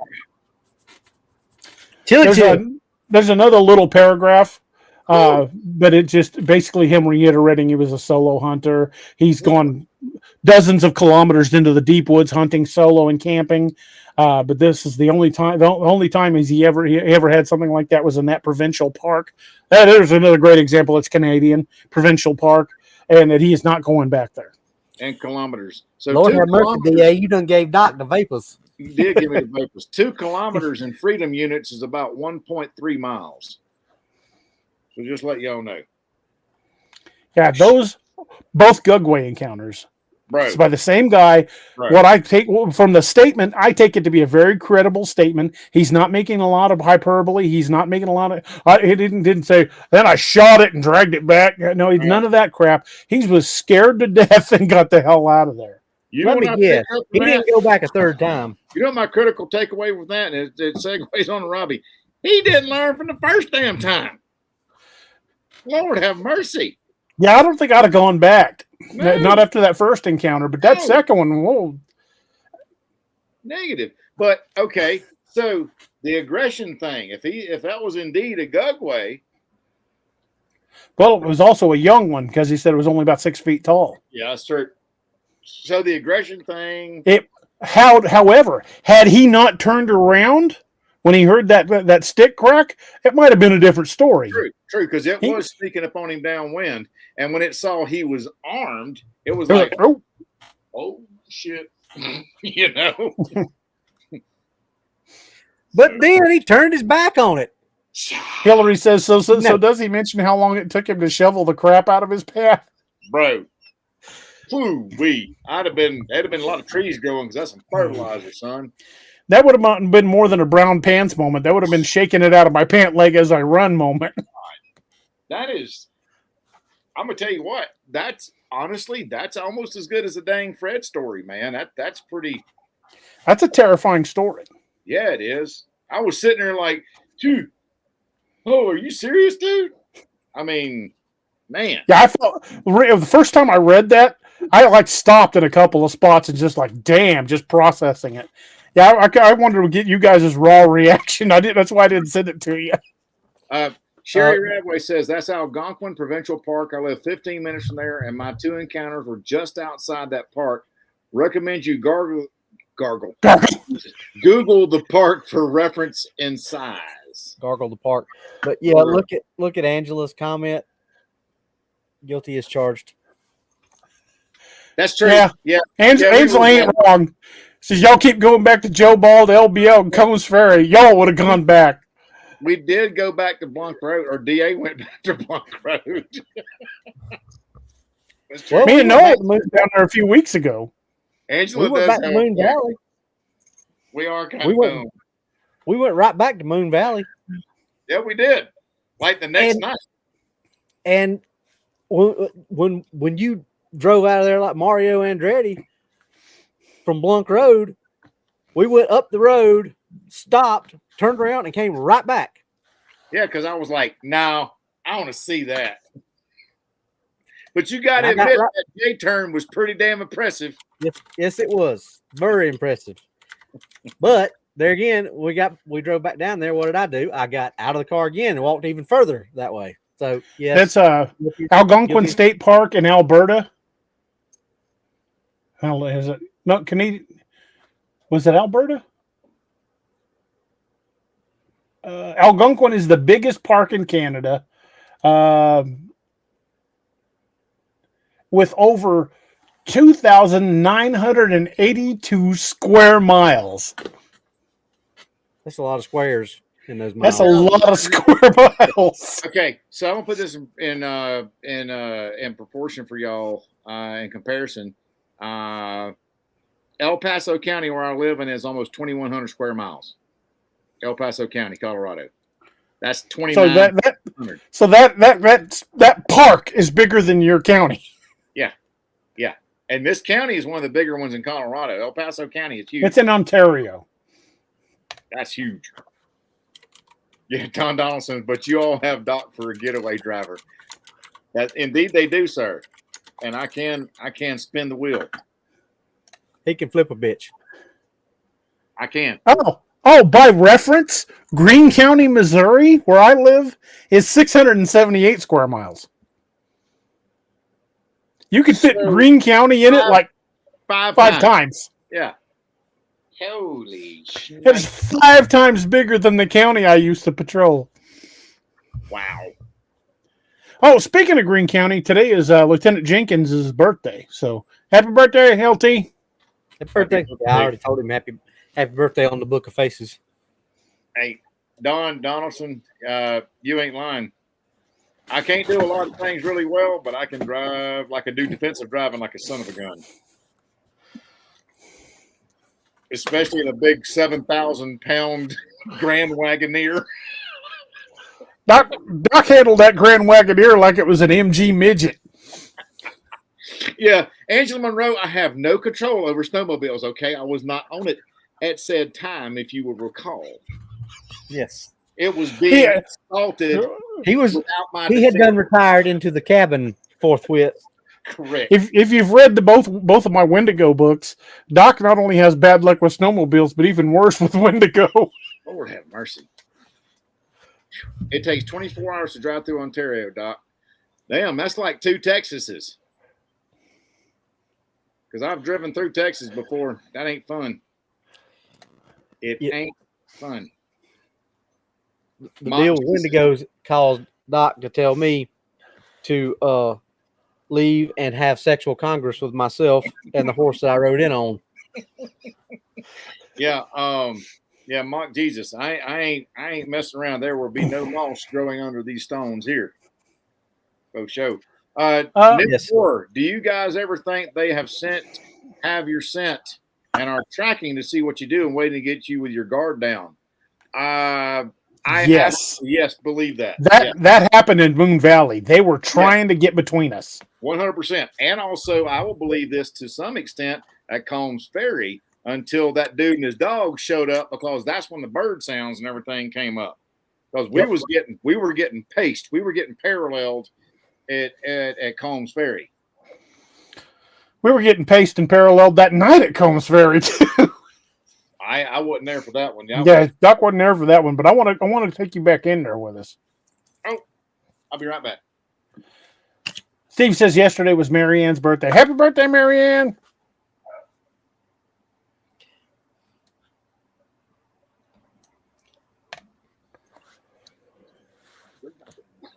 Come here, little man.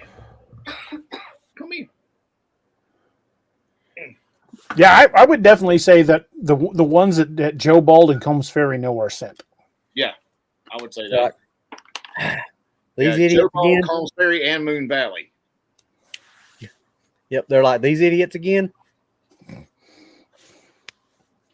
Great. It's the fat one. Oh, my goodness. Oh, we got a Doc sighting. This is Doc, everybody. Hey, bud. And I got my grand dog, Cheppers. Oh, Chester. Yeah. Go on, Nervine. Go chase him. He's all Nervine tonight. They're playing. That was Angie. Thank you, baby. He's one of the dogs to come see me. Got our grand dog. Man, can y'all believe it's been an hour and a freaking half? Dang. That's gone by quick. Dude. Yeah, this has been great. And hey, to y'all out in the chat, thank y'all again for keeping this chat rolling, because there's a lot of great questions. Absolutely. Yep. And if you've got more, we'd definitely love to hear them. Or if you've got a sighting or encounter, we'd love to hear about it. Richie, I weigh about 270 and I'm trying to lose weight. It's not easy to do when I can't walk long distances or lift weights anymore because of my back, but I'm building back up to it. Anytime, Steve. Give her a hug for me.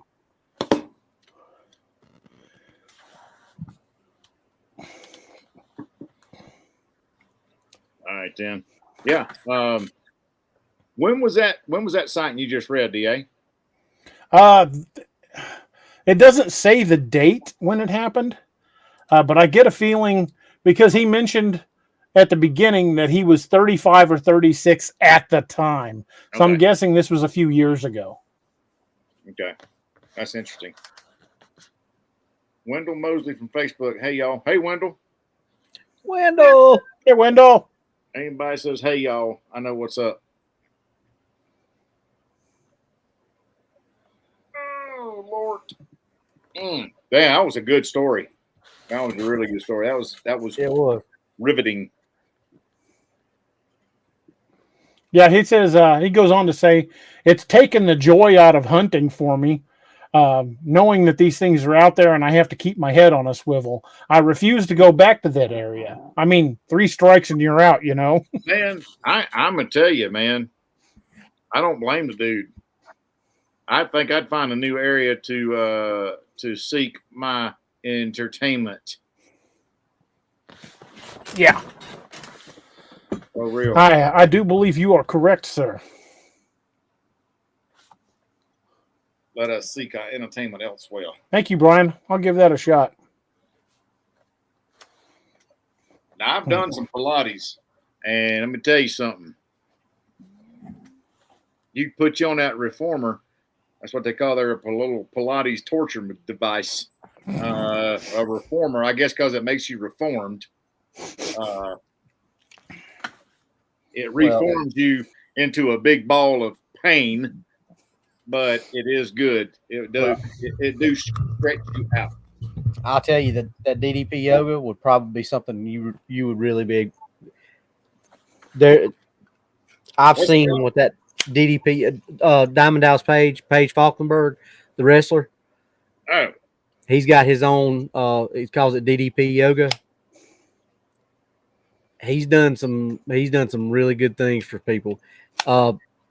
He's got Lex Luger pretty much standing up, and Lex was his doctors had told him he was confined to a wheelchair. Man, and DDP's already got him standing up and that's pretty awesome. Taking some steps, and I mean it's amazing. So if you want to try something that'll probably work, that would be something. And I've actually got it. I just haven't done it because I will look into that. Undertaker. Toshi says, I'm just curious with how aggressive a Gugway is. Would they try going up against something like a Windigo? My guess is they'd be extremely territorial with any other predator in their area. I hope so. I hope let them kill each other. I hope they whoop its ass. That's all I hope. The Gugway. We know the Windigo can. We know the Windigo can get away. He's got a snowmobile. Son of a bitch. Stole my snowmobile. I don't know how good it runs. I know after what he done to it. Dirty son of a biscuit eater. Sherry, that's all the Canadian stories I've got at the moment. But we are going to do some more aggressive encounter shows here in the very near future.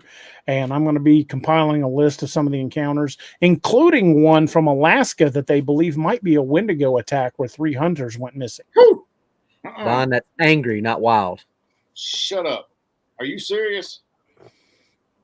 What? Windigo attack? Yeah. 2 of the hunters were killed, and they found the third's body in a cave 10 miles away. And they were able to identify him quickly because he was still wearing his backpack. Good Lord have mercy. Yeah, I'll go into that story in some detail here. And it did not when we with me. You did it with my snowmobile. And it was angry. I was in not wild with my casualty. Hillary says, I still want to know what pale crawlers are all about. I personally think from some of the descriptions of Windigo, I think a pale crawler is just another name for a type of Windigo. Because most Windigo are not described as having a skull head with antlers like a deer. They're actually described as being gaunt, emaciated humans that move strangely, or they're pale, no hair. The flesh has been gnawed away from their fingers and their lips. So I really honestly believe that pale crawlers is just a new name for a type of Windigo. Okay, so just skeletal, bald, gray pallor, no lips. Okay, because I've heard of them done with both, with the deer skull and antlers, and then other ones just just almost like a zombie face, man. To be honest, Yeah, some of the versions of the legend is that the skull face, the deer face, or elk face with the horns is just a mask. Right. Okay, it's not them. They just had that mask on. Let me see if I can find the picture I'm thinking about. We all wear masks. Doc. I know just one thing. That's just. I'll be honest with you, man. That's some scary stuff. All right, I'm going to bring up an image and let you boys take a look. These are the two main depictions of a Windigo. The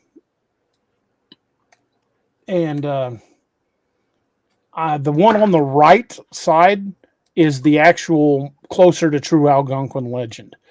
The one on the left is, well, I don't think the one on the left is an actual Windigo. I don't know what the hell it is, because the ones I've heard described with antlers, they've also said it was a skeletal type, like a skeletal covering, and that it was probably a mask. Like it was the skull with just the horns. Right. So the one on the left, I'm not sure. Since it's a drawing anyway, I'm not sure. But the one on the right is definitely spot on with the original Algonquin description of a Windigo. And here we go. And that would be very much what they call a pale crawler. I would see that, yeah. Yep. The one on the left, the horns, just looks like a zombie deer. It does look like a mutated zombie deer. Yeah. The one on the right is the one that's like the shaman that went cannibalistic and went to the dark side. Right. But most of the versions I've heard described with the skull and horns, it sounded like a upright gaunt person with this thing on as a mask. With that mask, yeah, it's like the skull. They're wearing it's like they used to wear the wolf furs and the bear furs as a covering, and they wear that skull and horns as a mask. Yeah, I'm not saying that this one here couldn't exist, but the most frequent descriptions of Windigo that I've read about and spoken to people about are more like this one, or like one wearing a deer skull mask. And if you look at that chest where your cursor was, your arrow was on that one, that's like one of those hair pipe breastplates like the natives wore. Sure is. That's extremely native. Yep.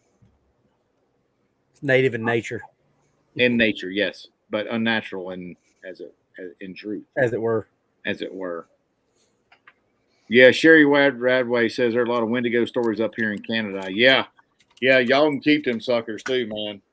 We got some here in El Paso County, Colorado, out by Pikes Peak, in that national forest up in there. So,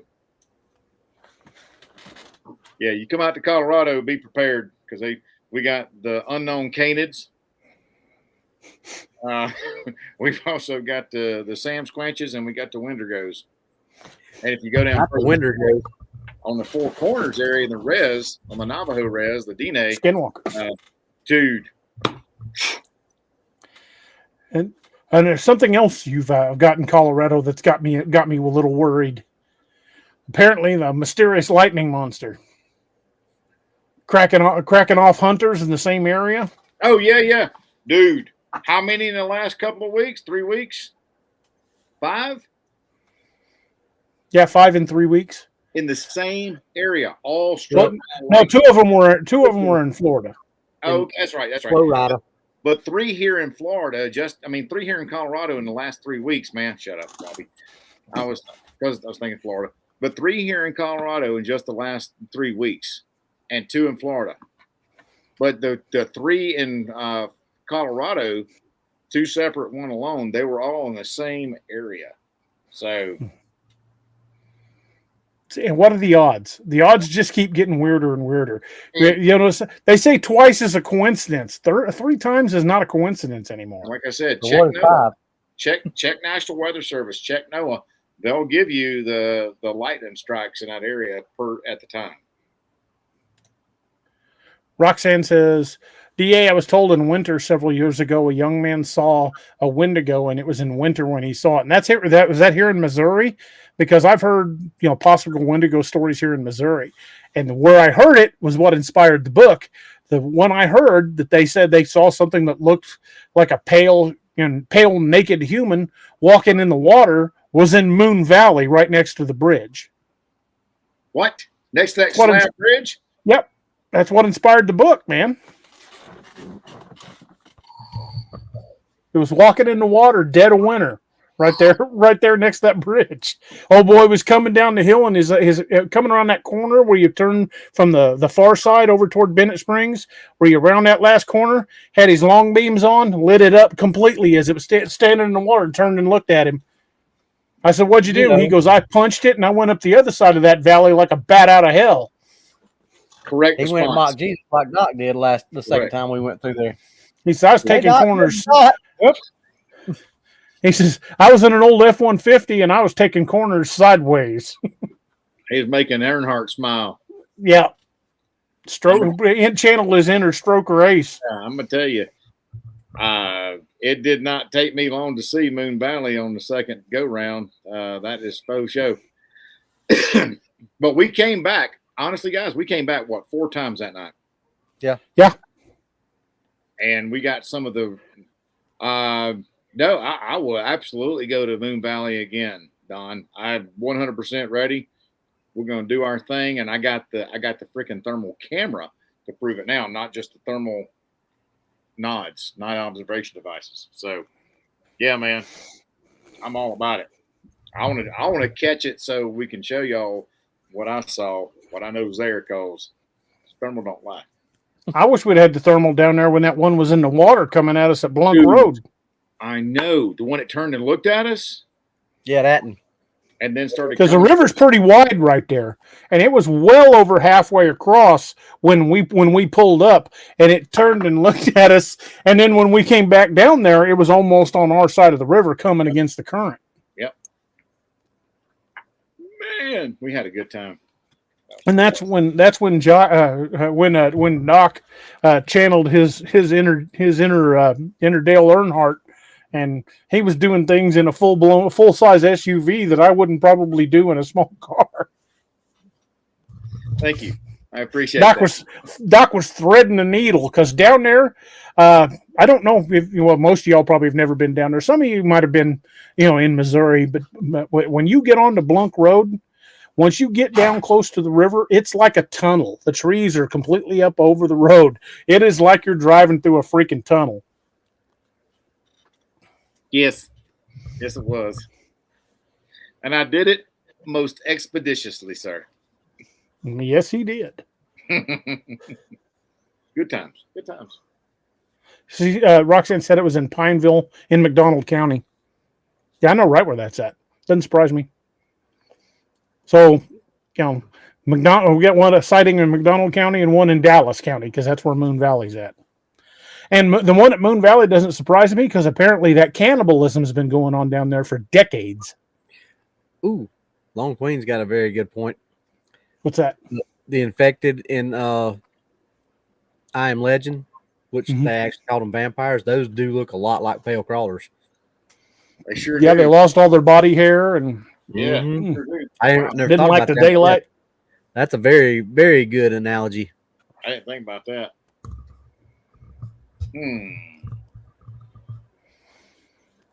Muy interesante.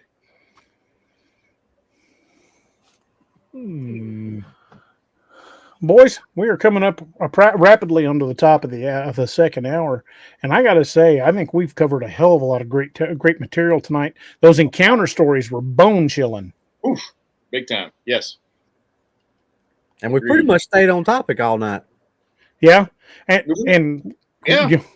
One thing I definitely want to point out to folks: just because you're in town, don't rule out the possibility of running into something in the dark. So if you get that feeling that you're being watched, you probably are. So have some situation awareness. Trust your dog. Trust your dog or your inner monologue, one or the other. I now have what I refer to as the backyard gun stationed by the back door. So if I go to take the dog out, I just grab the backyard gun. It's a 40 cal. Yep.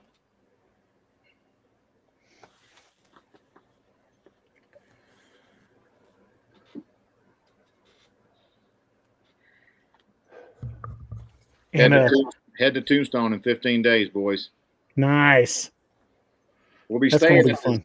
We'll be staying at the St. James in Cimarron on the 15th, DA. Oh, dude, you got to take a lot of pictures. That place is awesome. I'm going to take my EVP stuff and my EMF and my spirit box. Do you know how Cimarron Canyon got its name? I do not. There was a cattle drive going through Cimarron Canyon back in the mid 1800s. Prior to the Civil War, would have been about 1840. So anyway, it was the cattle drive. The cattle drive was pushing cattle heading for Eagle's Nest, and they stopped to let the cattle feed for a couple of days and replenish their water because that's that real nice river that runs through there.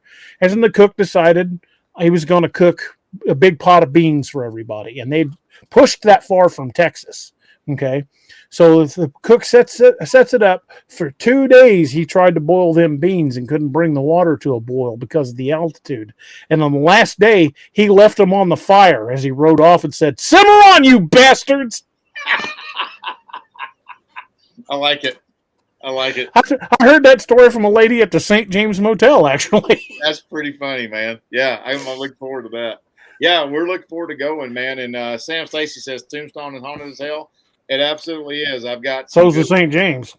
Yeah, and I've got some good EVP from the mortuary where Morgan Earp and others were prepared, and also I got some good EVP from the Birdcage Theater while nobody in the world was in there. Pretty interesting stuff. So yeah, very haunted place. Pretty awesome. The Eckland, if you ever get a chance to stop there, that place, they say that place is haunted. Man, there's been a number of housekeepers quit. I am planning on going there on my next drive down to Texas at the end of this month towards Halloween time. I've never spent the night there because we lived just down the block from it. We never spent the night there, but I've been there at night, and it is kind of a creepy place. But I will say one thing: they make one hell of a steak. Well, because just outside of town, just outside of Clayton, is 5 States Livestock Auction, one of the biggest beef cattle auctions in the state of New Mexico. And you ain't gonna get beef much fresher than that. Exactly, and you got the XIT right there. So yeah, yep, been to the XIT many times. Right there. I love old West history. God, I love it. Anyway. If you go out toward Oklahoma, out from Clayton, about 3 miles out of town is a rest stop. Okay, and at that rest stop, there are 3 old wagons that sit out there. Like old covered wagons. They're all dried. The wood's all dried, and it's baked in the New Mexico sun. It's not dry rotted. It's just dried out. It's hard as a rock. But there's 3 wagons that sit out there. The middle one belonged to my great grandfather. That rest stop right outside. Right out between Clayton and Guymon. I'll be doggone. Huh. Yeah, the middle one belonged to my great grandfather. Next time I go through, I'm gonna take a picture of it for you and send it to you. Hell yeah! Because every time I pass through, I say, "Oh, Charmaine James, 11-time world champion barrel racer." They got that sign front and back. K Bowers, you stopping at Kerbal? No, man, I ain't stopping at Kerbal, man. Actually, Kerbал's where I get my hats made from the San Saba Hat Company. But I'll be going another route. That's a little bit further west. Sometimes I'll take it depending on traffic. But if I do, I'll let you know. Well, boys, we are like I said, we're rapidly approaching the top of the hour. Probably a good time for us to take a quick minute to mention the good folks that are affiliates to our channel. All of our affiliates are veteran-owned or first responder-owned companies, and we are proud to support our veterans and first responders. And since Doc's here, we'll let Doc go first and tell us a little bit about the good folks over at Dark Angel Medical. All right, folks, if you hadn't heard it before, I'll tell you. And if you've heard it before, I'll tell you again. Head over to darkangelmedical.com for anything first aid or trauma related. We got anything from your little tiny little ouch pouch up to your mass casualty St. Mike bag. And not only do we provide you with the equipment, we provide you with the training, because we believe that we need to be a one-stop shop as far as the equipment and the training, because without the training, the equipment is useless. And so in a time as life situation, you got to be prepared. You got to have the knowledge. So get the training, check on our training tab. We're going to be putting up our training calendar for next year. If you want us in your area, shoot us an email to info@darkangelmedical.com. Use our kit to save a life. We will replace what you use absolutely free 100% of the time, all the time. And that's called our Kit for Life Guarantee. And all of our kits are HSA, FSA eligible. And somebody had a question up there about how many saves. 207 saves to date. Good sir. So that's 207 folks walking around with another birthday.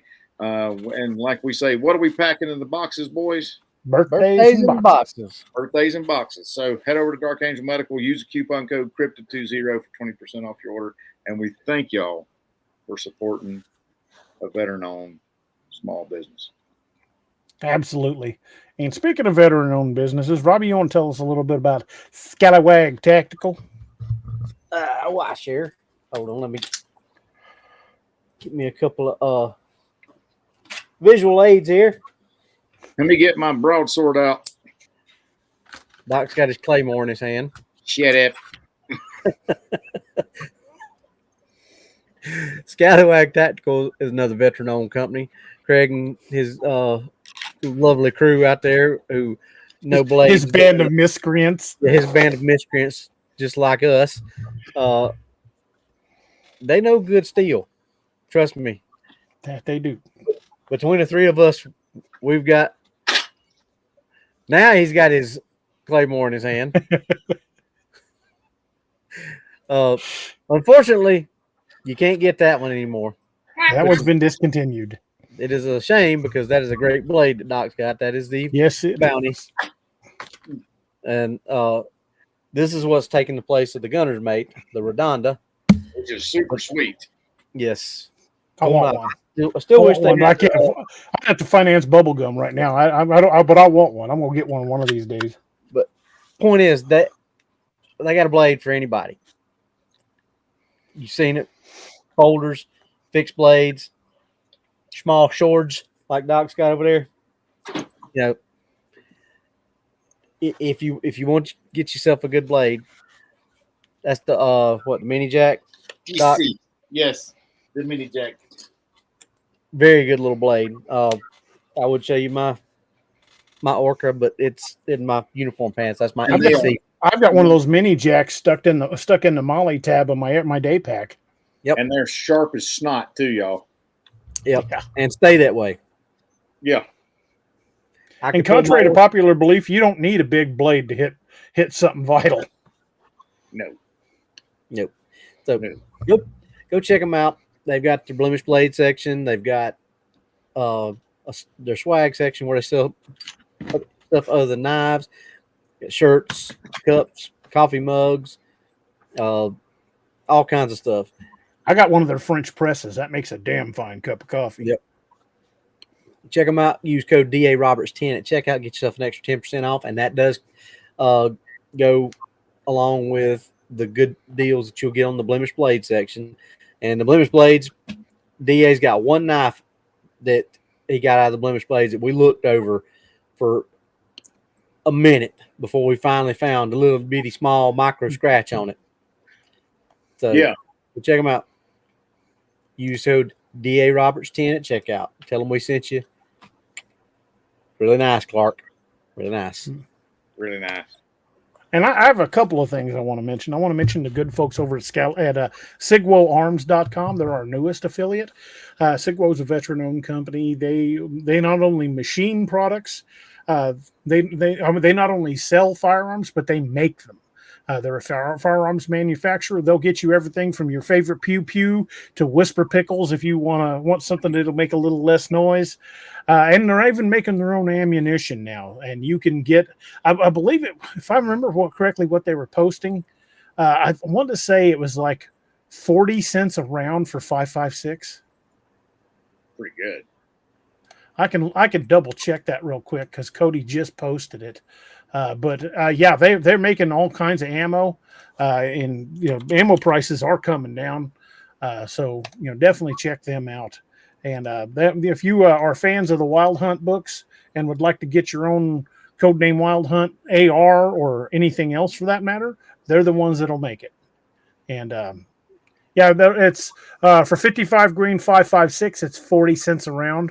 For 220 green 300 blackout, it's 53 cents a round. And for 77 grain 5.56, it's 75 cents a round. That's not bad at all. No, No, that's it's good. really not. And they will ship anywhere. But if you want to have a pew pew shipped to you, it's going to have to be shipped to an FFL. That's just how that works. So that's the law. But check out the good folks over at Sigwell Arms. That's sigwellarms.com. Ask for the Codys, and they will definitely hook you up. Trying to find where there we go. I'll throw that up there. And if you do get a hold of them, don't forget to use discount code Bigfoot5 for 5% off your order. Now, 5% may not sound like much, but it racks up pretty fast when you're buying something a little more on the expensive end, like an AR. But check them out. Let them know we sent you, and show these fellas some support. And they're a bunch of good guys.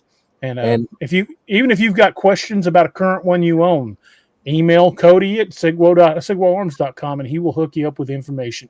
He's a good dude, and he knows a hell of a lot about guns.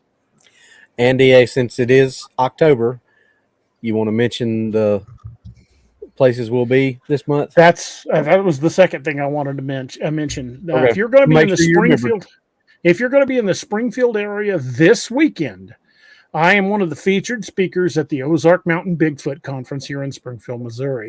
If you've gotten your tickets in advance and got a ticket for the VIP dinner, that will be Friday night at 7 p.m. at the Elks Lodge in Ozark, Missouri.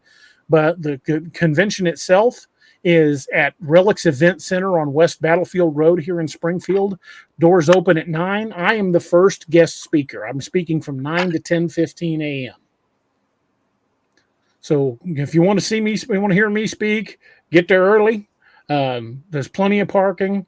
I don't know what the food situation is, if they're going to have any vendors there, but there's several restaurants just within a block. So you get there early, get you a good parking spot, come in and listen to the speakers. There's going to be some great ones. Some friends of ours, C. Wayne Tothrow, is going to be there. Wayne's a great dude.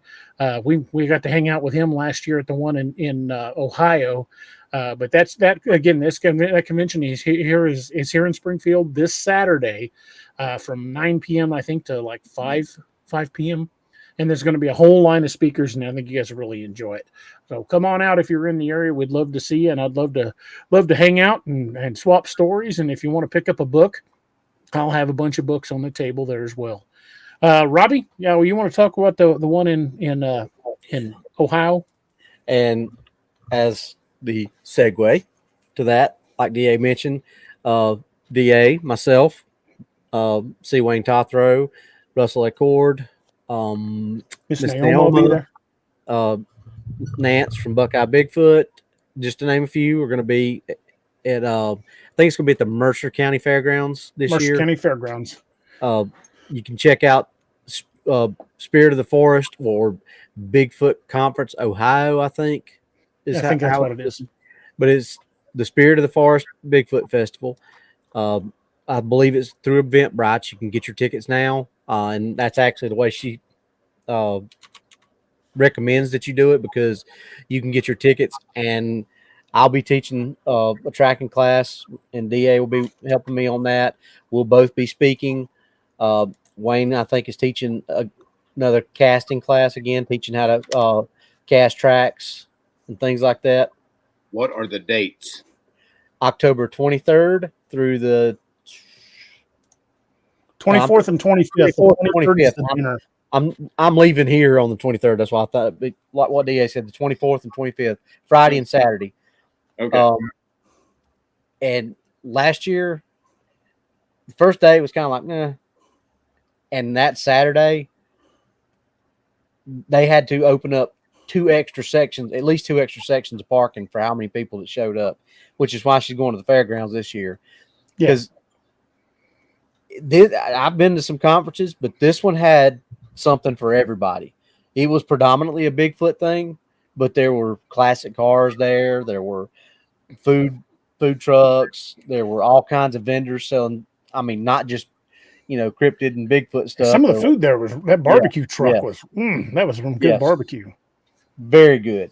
But it was a really, really good conference. We had a good time. DA and I both will be there with tables. We'll have books, and I'll have some other stuff there. I know I'll have some hats, probably some more of the magnets, and just come hang out. Kevin and Casey both came, and Casey's wife Angel came. They came and hung out with us most of the week. It was a lot of fun. There's a meet and greet on Thursday night. I don't know where what restaurant it is. I hadn't looked at but there's a meet and greet on Thursday night. So go ahead to the website, get your tickets now. Get your tickets to that meet and greet. Come hang out, eat with us. All that kind of good stuff, and then come see us at the conference. Like I said, I'm going to be teaching and this is going to be a new thing because I've never done one like this before. But she wanted me to do a young or a kids class for ages 10 and up. So I got an idea or something, but I got to tell DA what my idea is and see if we can make it work. Hopefully, I'm sure we can make it work. But then I'll also be teaching the adult version of the class, which I taught last year too. So that's going to be a good one. Just giving you some basic tips if you're going to go out and you're going to look for stuff, just some things that you can learn and put to use when it's all practical stuff. It's a lot like Doc's classes. I don't bore you with a lot of stuff that you won't use or don't need. I mean, I could sit there and probably teach a 3.5 hour class on that, but some of it would bore you to tears. But I like to give you the stuff that you can actually use, just like Doc does when his medical classes. He gives you the stuff that you can use, and stuff is going to help you right then and right there. So, and yes, Roxanne, I will be doing the tongue clicks. You will hear me. You will hear me silence a room with tongue clicks. I mean, I can do it really loud in an enclosed space like that. In that event center, it's going to be loud. Yeah, I've witnessed him quieting half of that big. Was it the Gatlinburg Conference Center? Gatlinburg Conference Center. Yeah. Literally, the room went silent. Everybody just turned and looked right at us. Folks, come see us. We would love to hang out with y'all. It's going to be a good time. And Robbie and I both have books on the table in Ohio, and I'll have books on the table here in Springfield. And it's going to be a good time. So we'd love to hang out with y'all. We'd love to see you guys. So if you're anywhere in any of those areas, come see us and come hang out, and we'll swap stories and talk about Bigfoot and everything else in between. So hopefully we'll see a lot of you guys there. It's going to be fun. What's up, Doc? Roxanne Delgado, DA, Lisa asked if they sell tickets at the door. As far as I know, yes. Okay. As far as I know, yes, they will be selling tickets at the door. I was going to say something. Oh, yeah. I would be remiss if I didn't mention the 22 a day foundation. We lose 22 veterans a day to suicide, and it's 22 too many. Check on your friends and family that are first responders or veterans. Let them know you're thinking about them. Let them know you care, because 22 a day is 22 too many. And this is one of the Till Valhalla Project shirts. Never forget, we live among giants. And we owe everything to these men and women. So let them know you're thinking about them. Let them know you care. And before we get to the toast, I want to leave you guys with a thought for the night. When we talked about Gugway, these things aren't like your standard Bigfoot. These are straight up predators. So if you get that uneasy feeling at night, if you feel like something is wrong, it probably is. And if you want to say, there's a lot of people that swear up and down that Bigfoot doesn't exist, or Dogman doesn't exist, or Gugway doesn't exist. And I say to these people, I'm going to leave those folks with the same quote that Carl Kolchak hit me with when I was a kid that made me question everything. And that quote says, Nope, wrong one. I hit the wrong one, damn it. That quote from Kolchak says, "Judge for yourself its believability, and then try to tell yourself, wherever you may be, it couldn't happen here." Like that. That is a great quote, and believe me, it'll happen when you least expect it. But since we are here tonight, and all of us boys are here, Robbie, would you mind leading us out with the toast? And I will bring that rascal up. Everybody raise your glass. Whatever you got, doesn't matter. This is from the old Irish drinking song, The Parting Glass. And it goes like this. But since it fell into my lot that I should rise and you should not, I'll gently rise and softly call. Good night and joy be to you all. Good night, everybody. See you next time. Slán Jamá. Slán Jamá. We'll see you guys this weekend.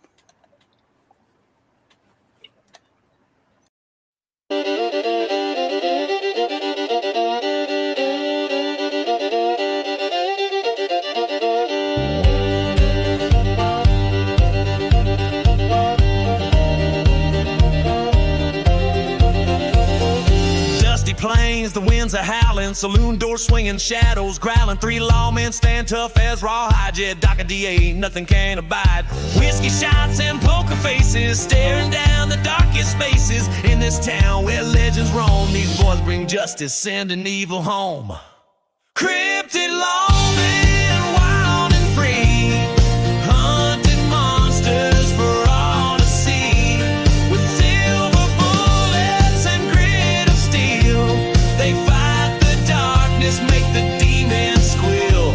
From dusty canyons to moonlit plains, justice rides with wind and rains. Cryptid lawmen, a fearsome sight, standing tall against the endless night.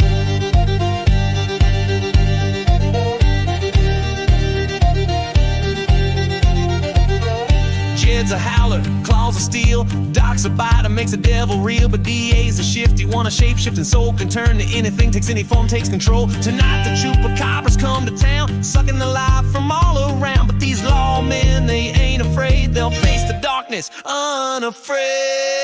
Cryptid lawmen, wild and free, hunting monsters for all to see. With silver bullets and grit of steel, they fight the darkness, make the demons squeal.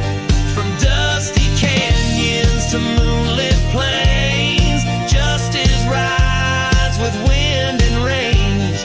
Cryptid lawmen, a fearsome sight, standing tall against the endless night.